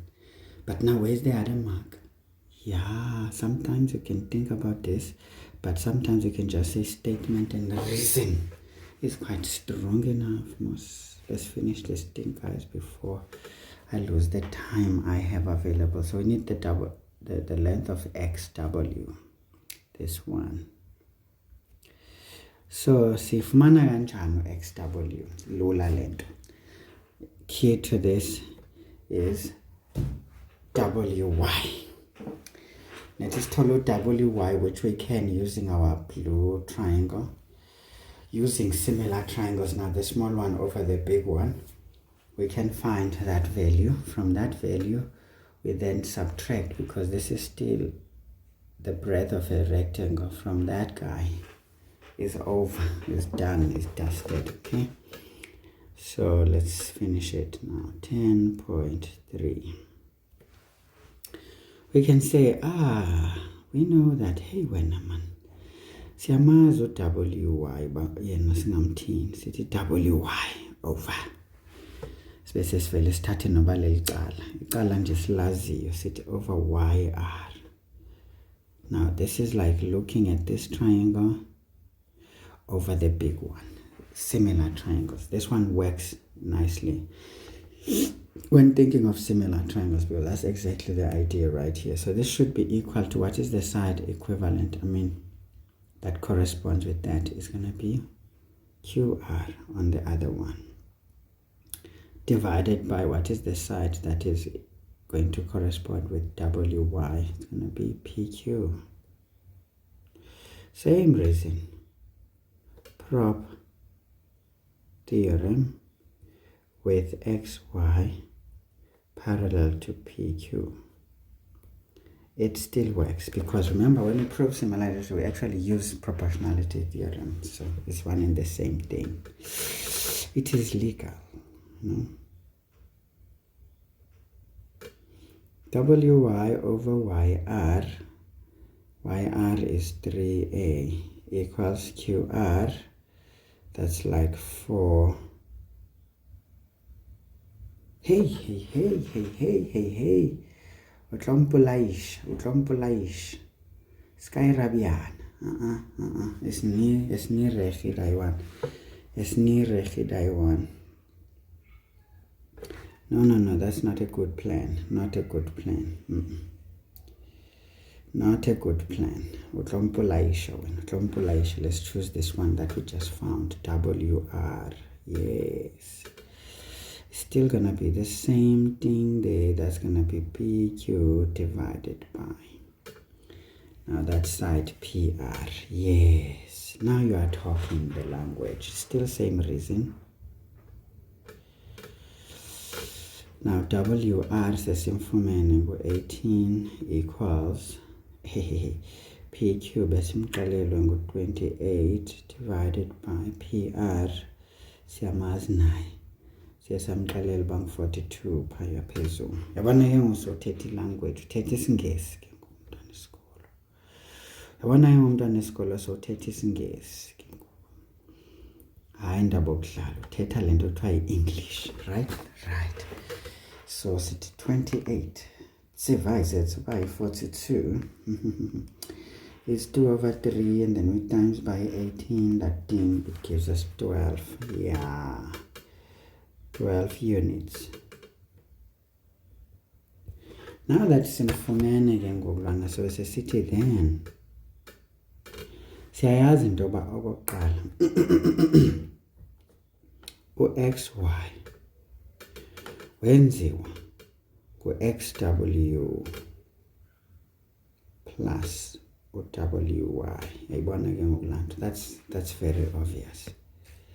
Sibe sesithi kodwa siyamazi uba u-xy wethu actually ungu-pq, xw plus wy. Singake si-explain ke lena. Sithi basically this is the breadth. Is it breadth? Is it breadth? Bizwa kanjani breadth? Let's just say width, guys. Nayo kodwa iyandiqhela width of a rectangle. Sometimes xa usonqena ubhala i-rectangle vele uyibhale kanje sana. Nongibonisa i-maths ngoba fethu.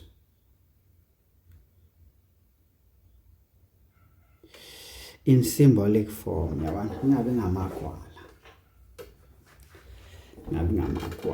Okay, sigqibile. So sesiyazi uba ngubani ke ngoku PQ ngu-28 equals xw nguye simfunayo plus 12. Bese sithi therefore la xw 28 minus 12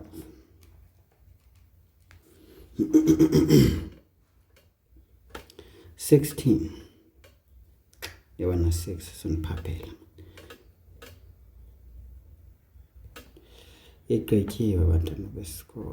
That was a good review, I suppose, and it gives you a bit of some different flavors of how questions can be asked, because you get used to the same thing. Of course, statement and the reason is powerful. Maybe the answer is a sick jongile. This one is good. And that one is good, so we can say yeah, statement and reason is fine. So we get our 5 marks, guys, and we walk away with these 11 marks here in style, and for a total of 150 marks if we did not make a mistake. But I can tell you guys, I'm sure you can see with the right amount of knowledge and exercising the carefulness that I teach you all the time, you surely are able to, get a total in an exam that shows itself up like this. But it's all the things we've been teaching. And if you're meticulous, as you can see, when mistakes wanted to creep in trig, if you get into the habit of checking, especially in trig, because that's basically algebra in a way.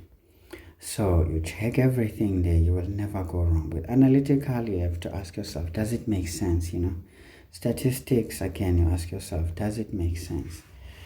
And that's it, guys. So you can find a copy of this question paper from this website, Stanmore Physics, but I will attach a copy in the description below, as well as this memo that I wrote. And then of course there's an extra page for some extra notes, some white spaces where you can try different tricks to solve the same problem.